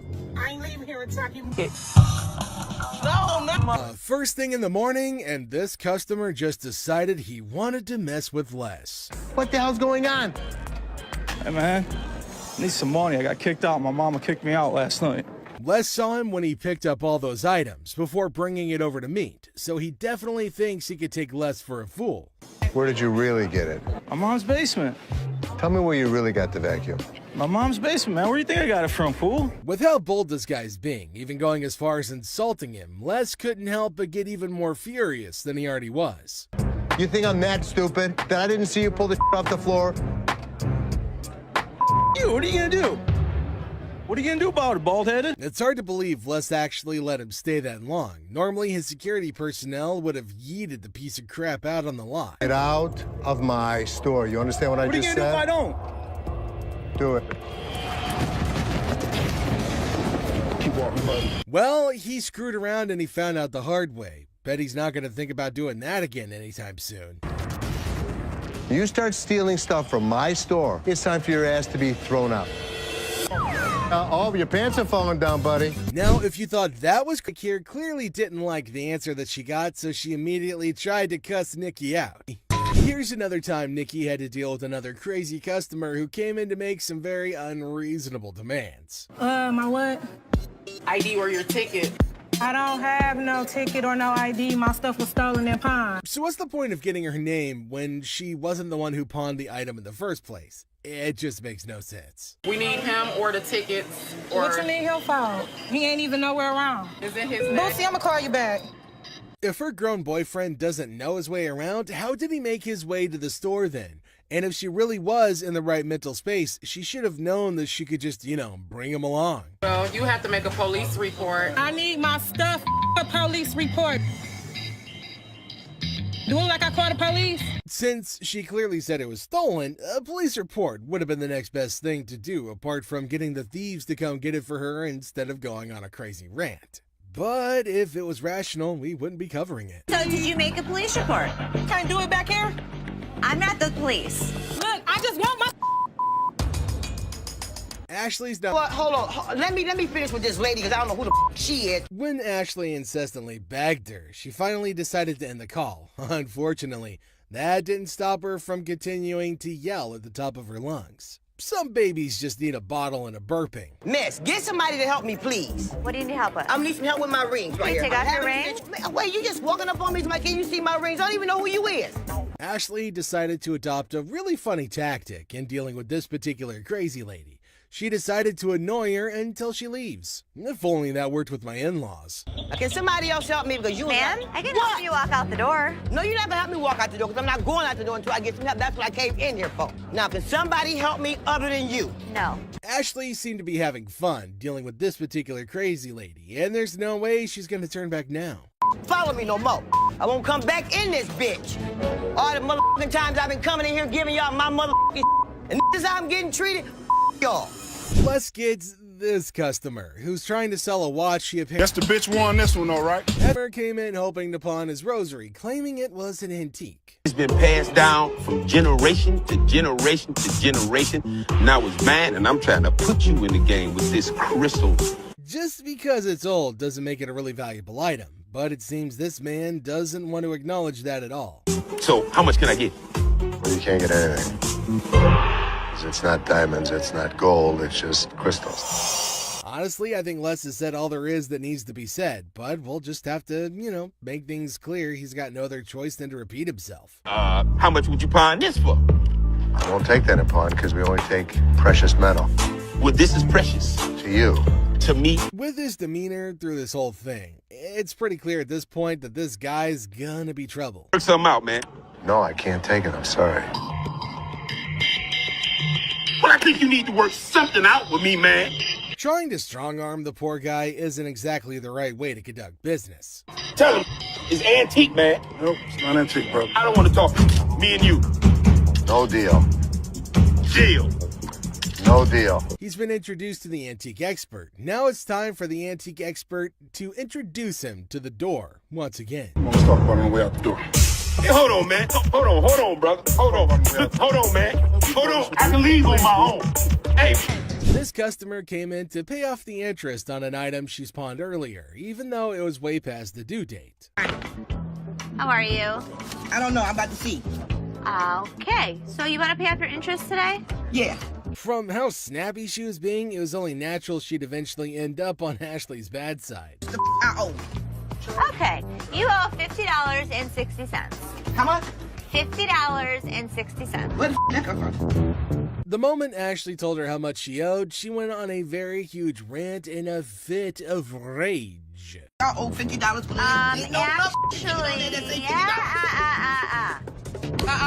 ass. I didn't know somebody that age knew so many swear words. Like, it was just, wow. She's speaking so fast that it's really tough to understand what she's trying to say at all. It's like nobody understands the words coming out of her mouth. Getting riled up and screaming spooks me out. Okay, well, let's catch up again. Spook that job.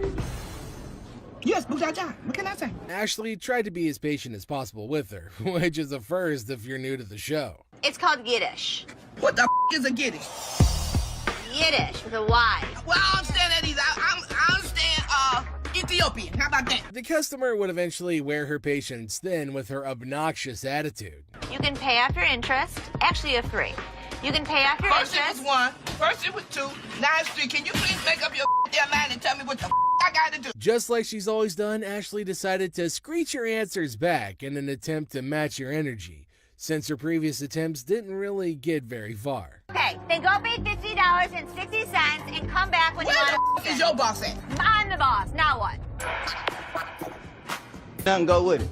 I don't know what else you got to go with it. I ain't got nothing to go with. I'm asking y'all for something to go with it. Instead of just getting out of the store after all their business is over, this man decided to take a seat in one of the chairs in the store, which is a big no-no.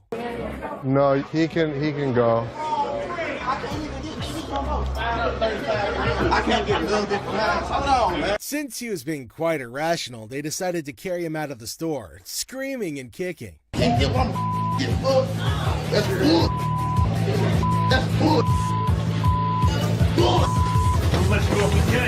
customer decided to bring a stereo that she'd gotten from the store that wasn't in absolutely perfect condition like she thought it would be. You bought this here? Yes. We just want our money back. The problem is I can't give you a refund. We just don't have that option. I can give you anything else that you want to use. It's not a problem. Things would have gone quite smoothly if the customer's brother, who decided to tag along, didn't try to complicate things. That don't sound cool, man. That's not cool, man. We want our money. They sold my sister some broken merchandise. I don't see no point of pawn shops anyway. It's pretty clear to see that they can't get a cash refund. After all, it's in the fine print. But this man remains obstinate with his absurd demand. Well, the problem is we don't refund. That's right on your receipt.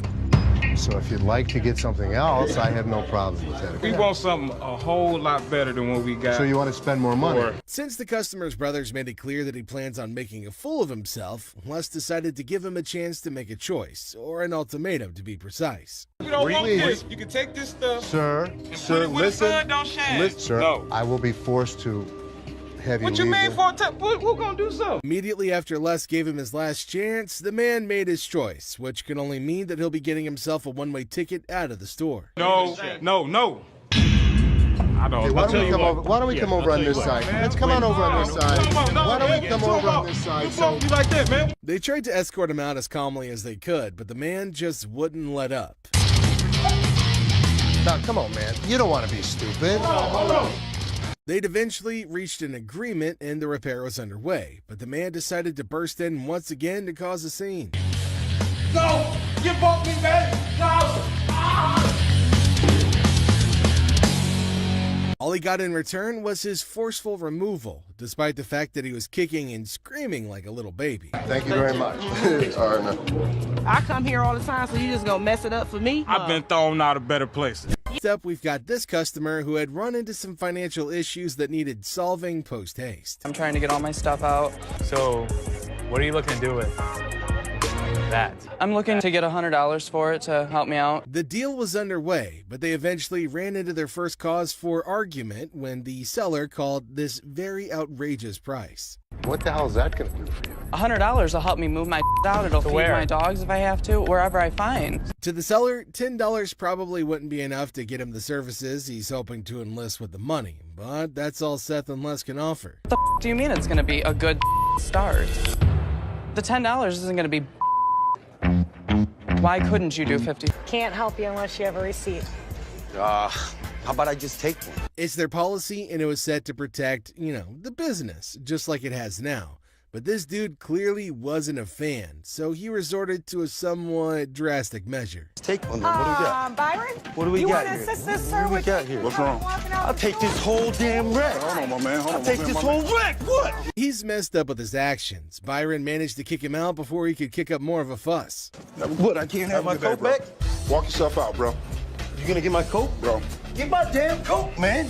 This thing's flopping in the damn wind. You know what, sir? You can This customer is probably the funniest yet. She came in wearing the merchandise she was hoping to sell. How you doing? I'm good. How are you? I'm Shannon. Hi, Shannon. How much would you give me for this? How much you want? At least $1,000. Les's offer seemed quite little to this customer. This is a rabbit, a bird, whatever the I want it to be. They decided to just troll her as hard as they can. I thought you was talking about that side. I was like, that is too personal now. No, I'm not. Bobby tried his best, putting them through as they went round, checking he directed them over to sales window for the payment. All right, enter your 4-digit PIN followed by the green button, please. Okay. Decline. It's declined.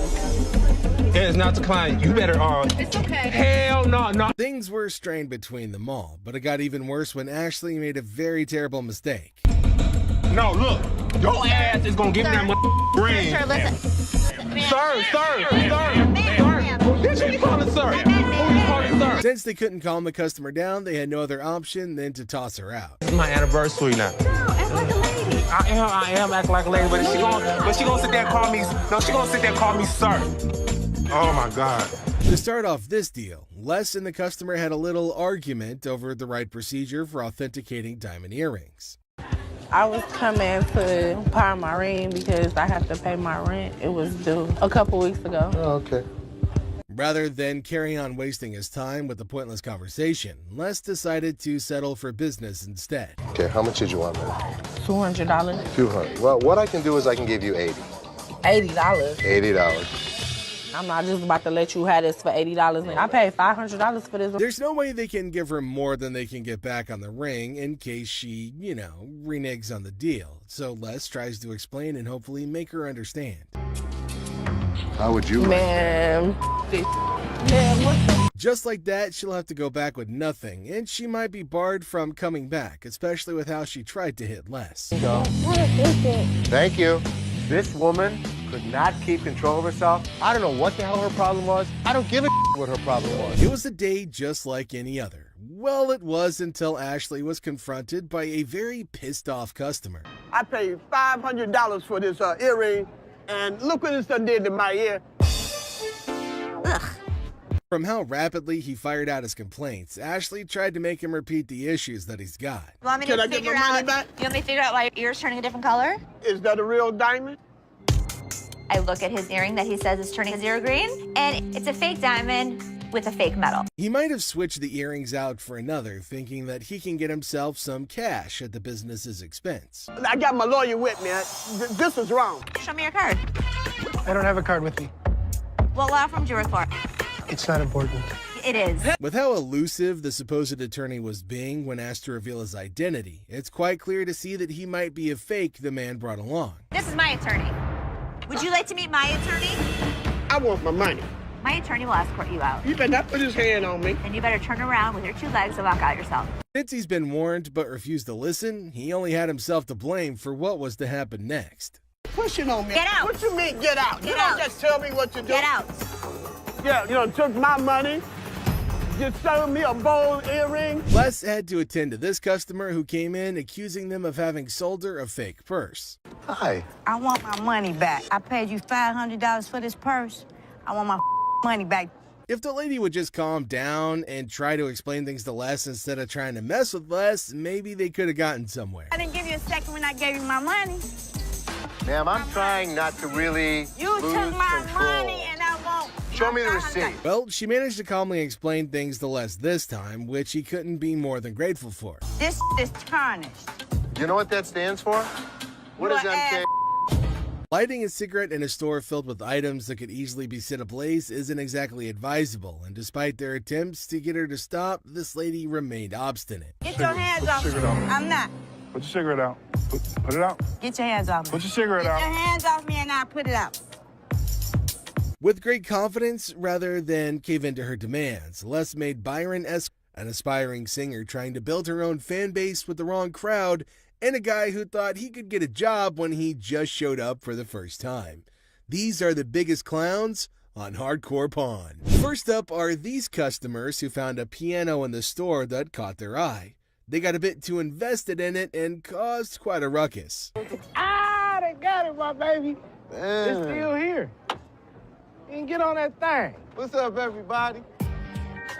The decision to cut him off at that moment was definitely warranted, since the allegations against him could have cost him his job too. He's not the owner after all, just an employee. We used to chill all the time, man. I don't really have a clue what you're talking about. I'm saying, but you said come in here to fill out the application and you was gonna give me a job, man. You know what? And you said that I was going to hire you today. Yes, bro. Okay, well then let's make this real quick and simple. You're fired. Just like that, he probably set a record for the fastest hire and fire at that moment. I wasted my time coming up here. You know what? You're wasting my time making up these stories. Let me show you how security really works. Why would Felix, you leave somebody get him the out of here.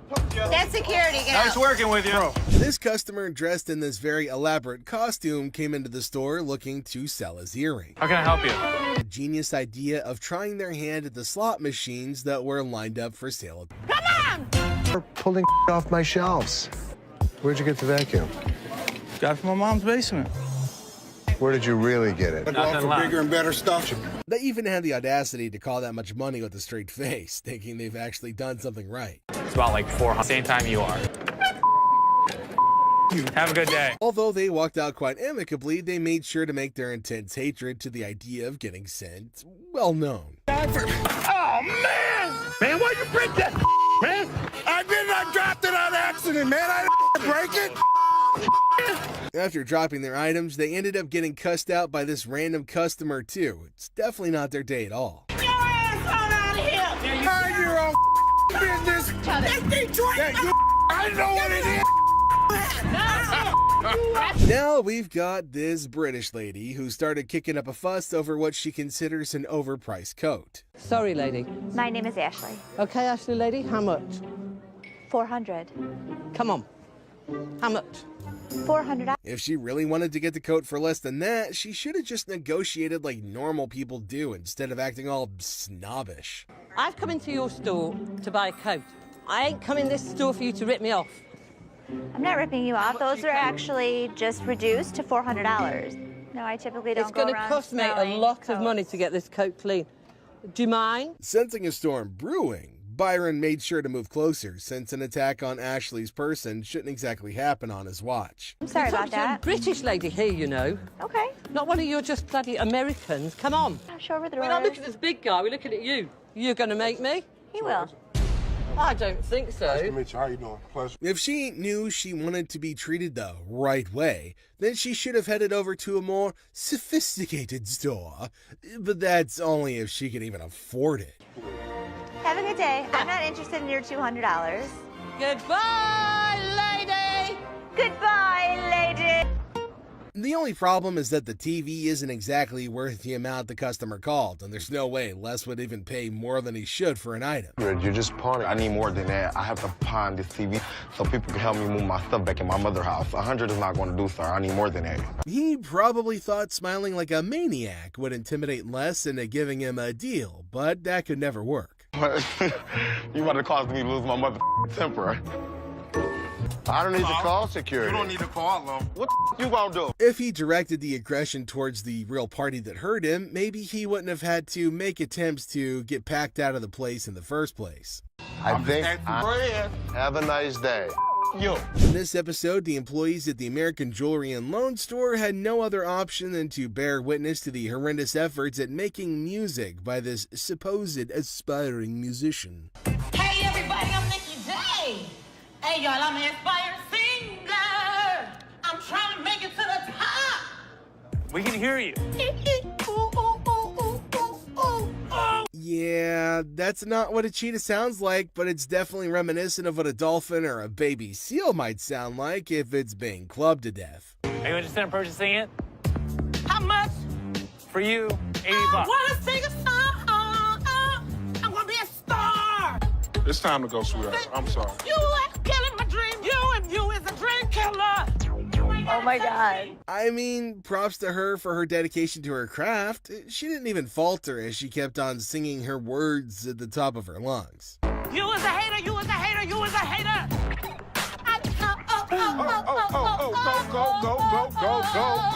Go home. After giving her the precious attention that she was craving, they eventually got bored and decided not to humor her anymore. No. Pull off. Want to? Man. Come back here. You want to? This customer tried to push a coffee machine he was trying to sell that was in the worst condition ever, claiming that it's brand new. Bro, it's brand new, man. It's 40 bucks. I just need to go get a hotel, man. So it's brand new, right? Yeah, man. Okay. $40. Just give me 25, man. Brand new, still wrapped up in... The audacity to even claim it's brand new with the state it's in, that's just pretty crazy. He must have taken Seth for a fool. I mean, look at it. It's beat up, furry, and... Where was this? Outside the dumpster? His urgency is of no concern to Seth, who just wants to get him out of the store using whatever means necessary, since there's no way he can successfully sell it at all. Trying to give you a good when you started screaming. Man, listen. I'm almost done here, man. You are done. You're done. Hold on, man. I ain't going nowhere, man. We bet the staff at the pawn shop love their job, if for nothing. You know what? We ain't even friends no motherfucking more. You don't come my house. At least they weren't yelling at us. Little bony ass bitch. Walk on. Get money back.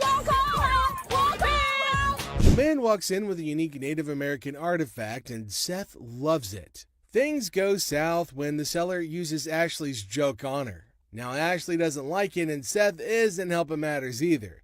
The problem is that Ashley is too emotional to be a businesswoman sometimes. So the pawn shop loses an artifact because of an innocent joke that was even apologized for. And to think that Ashley started it makes it even more ridiculous. How you doing? Got a few Native American artifacts here for you. This is a tomahawk right here. This is the war club. Resembles you, doesn't it? It's closer to you. It is, right? It's the same color hair. 90 bucks? No, actually, I'm not interested. He was rude, Seth. He was just joking. He was not joking. My sister takes things way too personally. He was rude. Find out the cause of the commotion and gets roasted by the customer. Les goes insane with the money and the customer hits him. Don't know. And what the you gonna do, old man? What The badass. As you can see, I'm a badass. They say to be confident when making an offer, but this guy took his confidence freaking overboard. What part of Les does not need his services does Mark not understand? Do you have a company out that does any of your, watches your lot or anything like that, takes any of the cars out? We do. Okay, how's that working out for you? It's working out great. I'd like the opportunity to maybe go over some paperwork with you. We don't have that problem because we have fences around the building. Well, we've done a couple other business around here. I don't think you're understanding what I'm saying.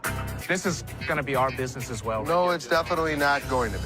I'm not interested. You old Here's man, the way you it's and you gonna guys are work. running this sale right here at Here's this the whole way night it's now. going to work, sir. You can leave nicely, or we can throw your ass out. First thing in the morning, and this customer just decided he wanted to mess with Les. What the hell's going on? Hey, man, I need some money. I got kicked out. My mama kicked me out last night.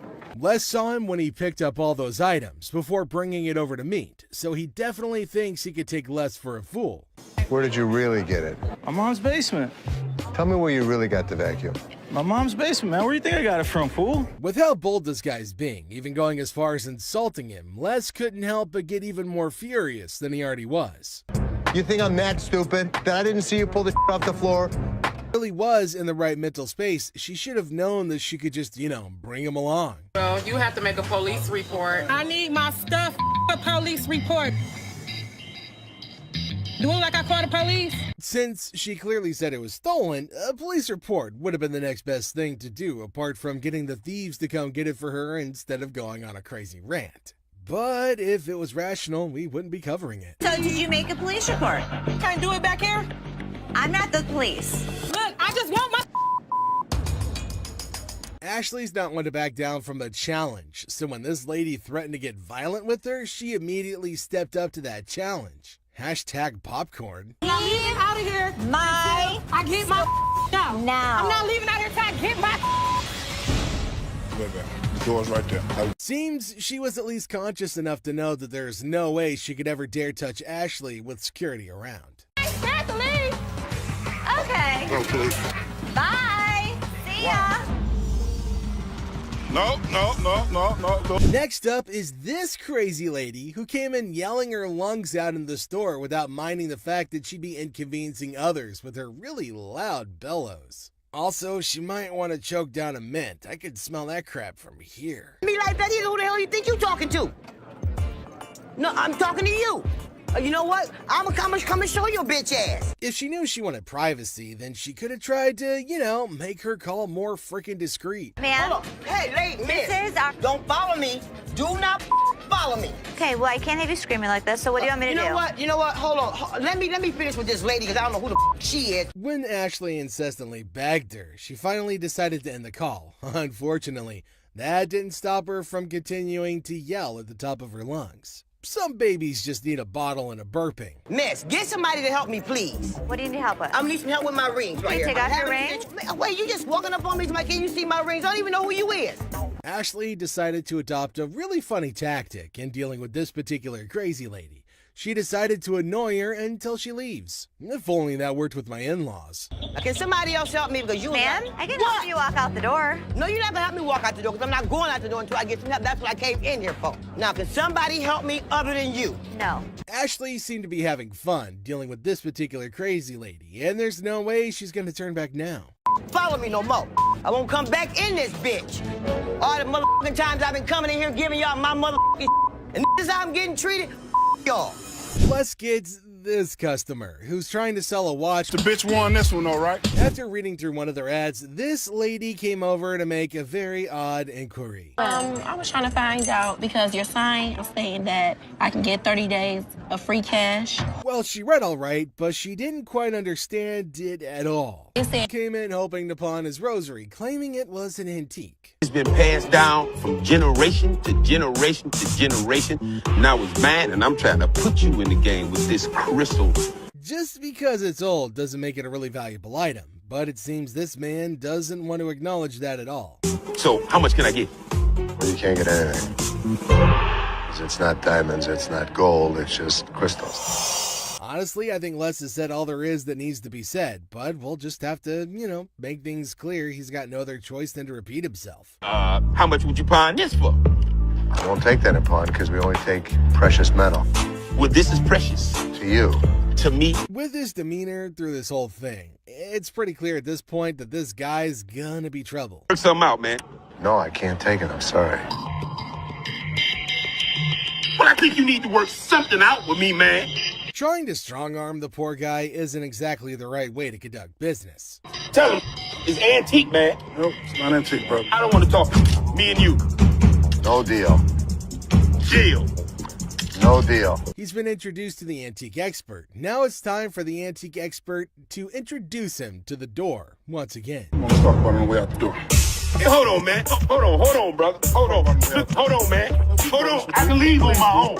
Hey. This customer came in to pay off the interest on an item she's pawned earlier, even though it was way past the due date. How are you? I don't know. I'm about to see. Okay, so you want to pay off your interest today? Yeah.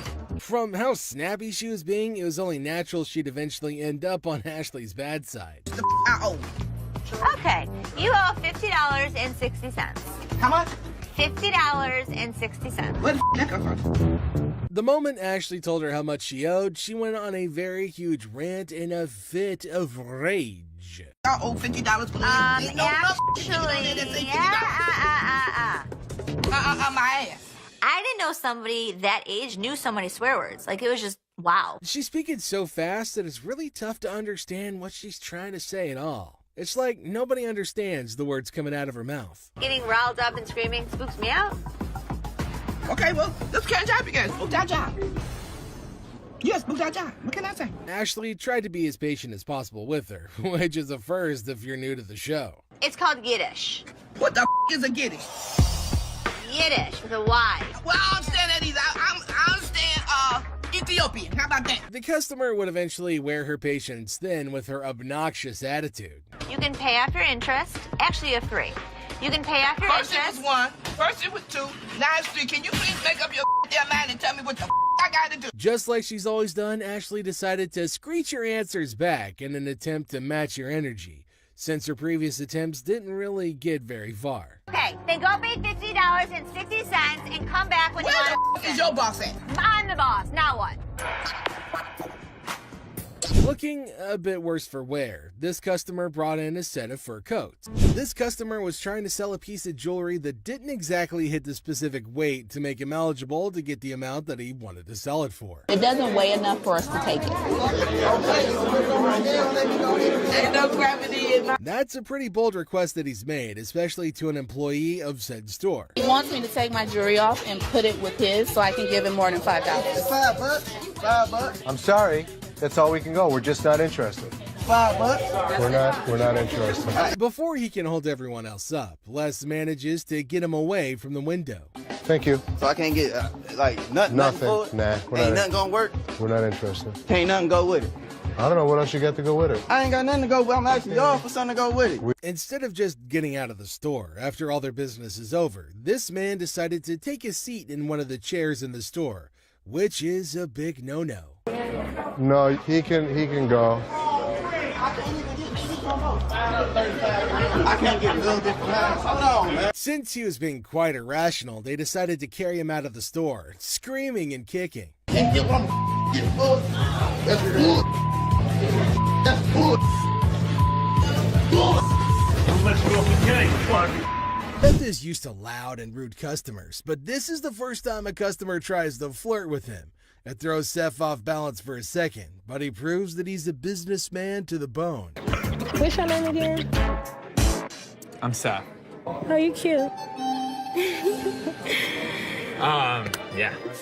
Focus. Let me see your ring. Are you married? I'm good. That mean you're married? I'm good. Seth gives the woman his offer for her items, and she replies with an interesting counteroffer. Neither Seth nor Rich are willing to take up her offer, but Seth might know someone who will at least consider it.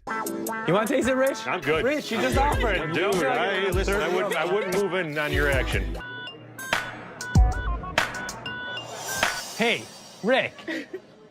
Would you suck on that pacifier for $20? Rick reluctantly rejects the earlier offer, but Seth raises the stakes and makes an offer his employee can't resist. Everyone enjoyed that, even Rick, especially Rick. I'll buy you lunch for the week.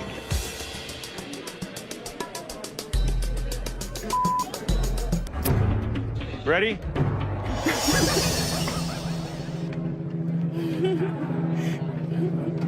Seth closes a deal with the pacifier-sucking lady, and we can all agree that he made the best of the deal in every way. Would you suck it for $20? So $300. Sure. You want to do it? Great. Thank you. For $300, she got a good deal and we got a good deal. This customer walks in with Travisky crystals. Seth has no idea what the hell these crystals are, but he knows what this woman has is not real. My grandmother gave me that ring before she passed away, and she told me that they were Travisky crystals. I'm not interested in your crystals. No, I'm not going anywhere until you give me some money for my crystals. Do you not understand English? The crystals may be fake, but not everything about this lady is fake, and she does her best to make that point to Seth. Me, personally, I'd rather buy a Kyber crystal. Something that's real. Really? These right here, they're real. They're real. Can I get some money for those?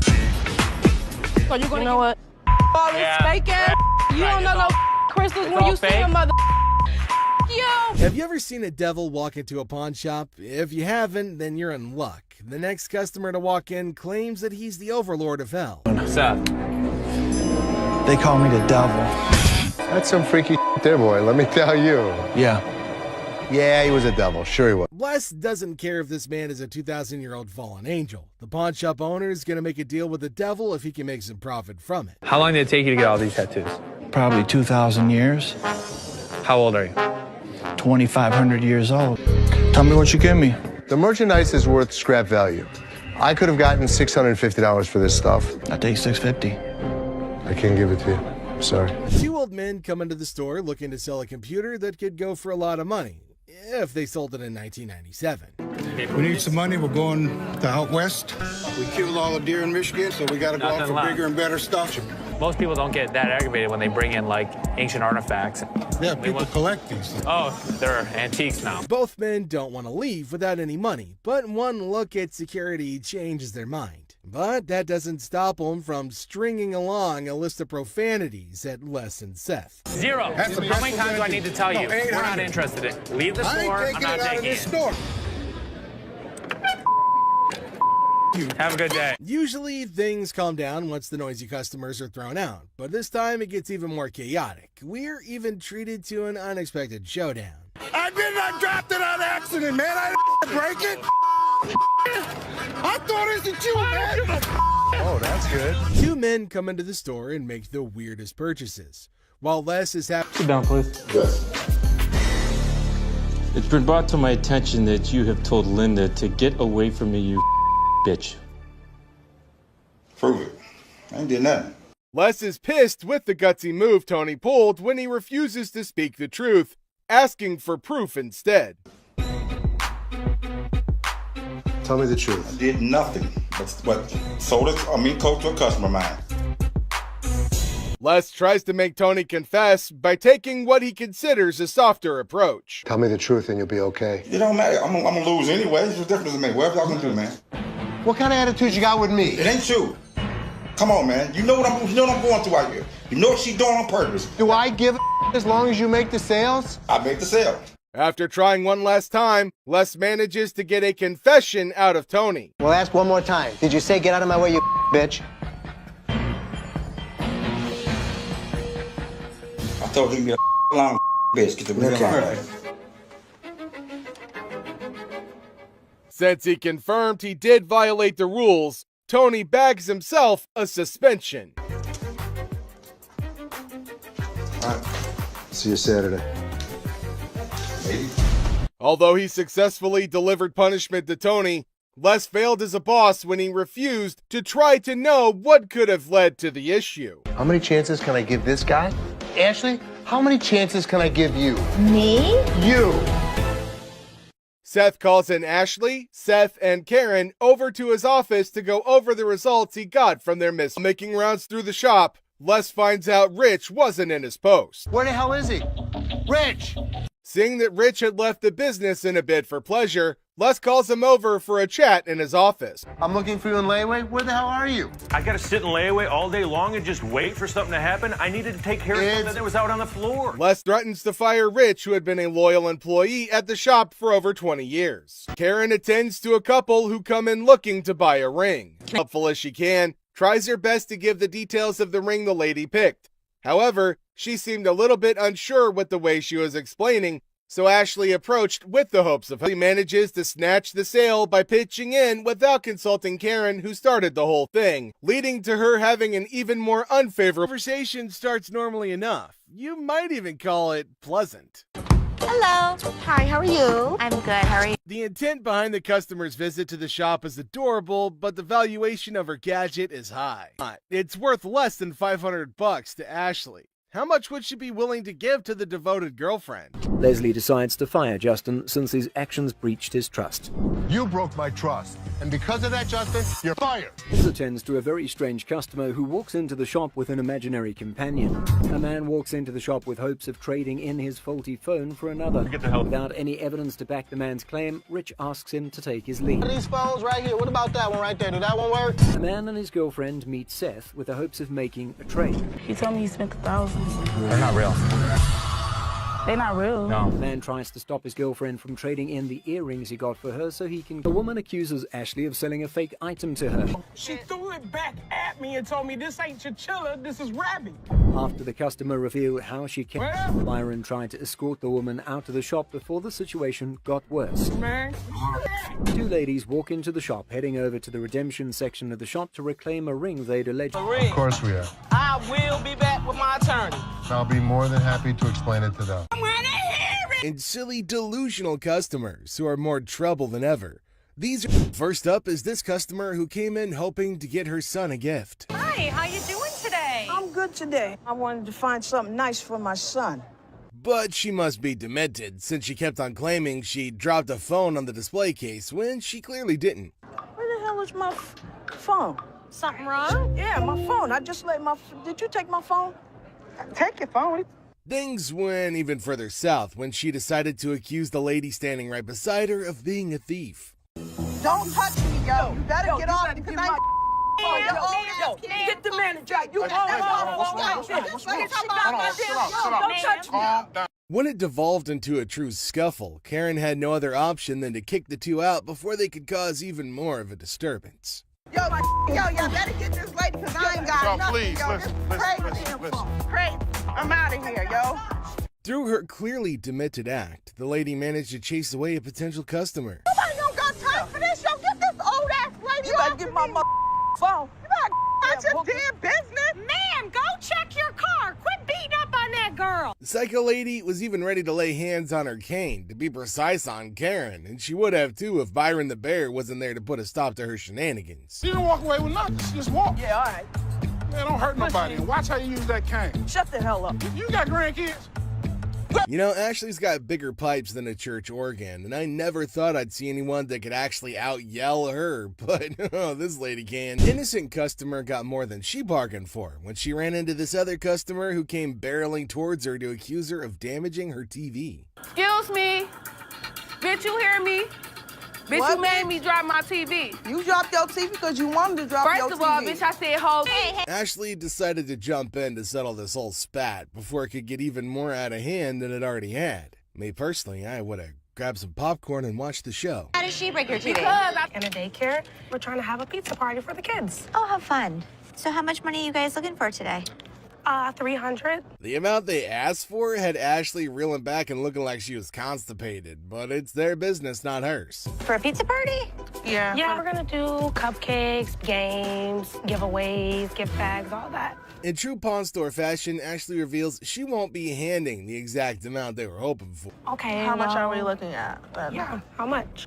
So they're going to be under $30. I mean, honestly, the amount Ashley offered is a bit disappointing, and the ladies were quick to make their thoughts on that note. We're gonna need more than that. That's not enough. This would definitely take care of a couple pizzas. I don't think you're hearing us. Then, to add insult to injury, the ladies treated Ashley the same way they would treat a kid. Did you have any breakfast you today? just sound a little cranky. I think I have some crackers in my purse.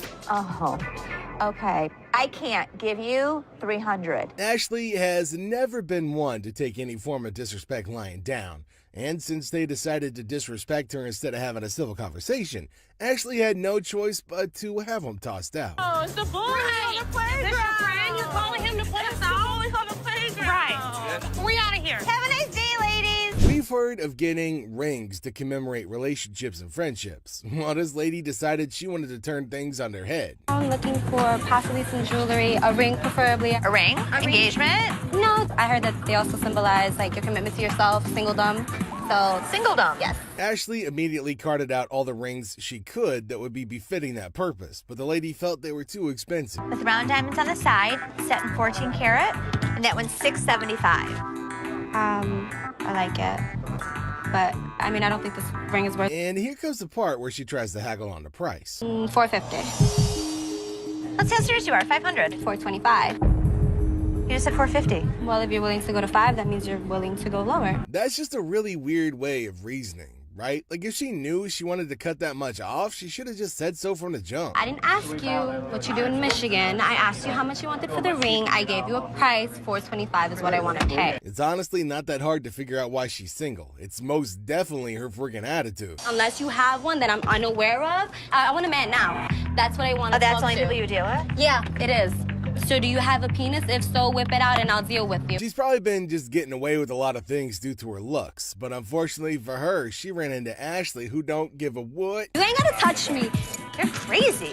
Am I? You are. Jealous ass bitch. Wish you looked like me. Shove it, bitch. Where the sun don't shine, where your man don't want to even... This angry lady just came barging in, causing a scene as she screamed at the top of... Oh, the trouble continues. This lady established her position as a troublemaker the moment she walked into the store. What's wrong with this place? Who do I talk to around here? Can I help you? Yeah, you sure can. It's always been part of their policy to never hand over refunds to customers. All they could do is give them store credit or hand over something else of equal value. This right here. Okay. So you want a cash refund, you said? Yes, I did. Okay. It says no cash refund. For a native English speaker, this lady seemed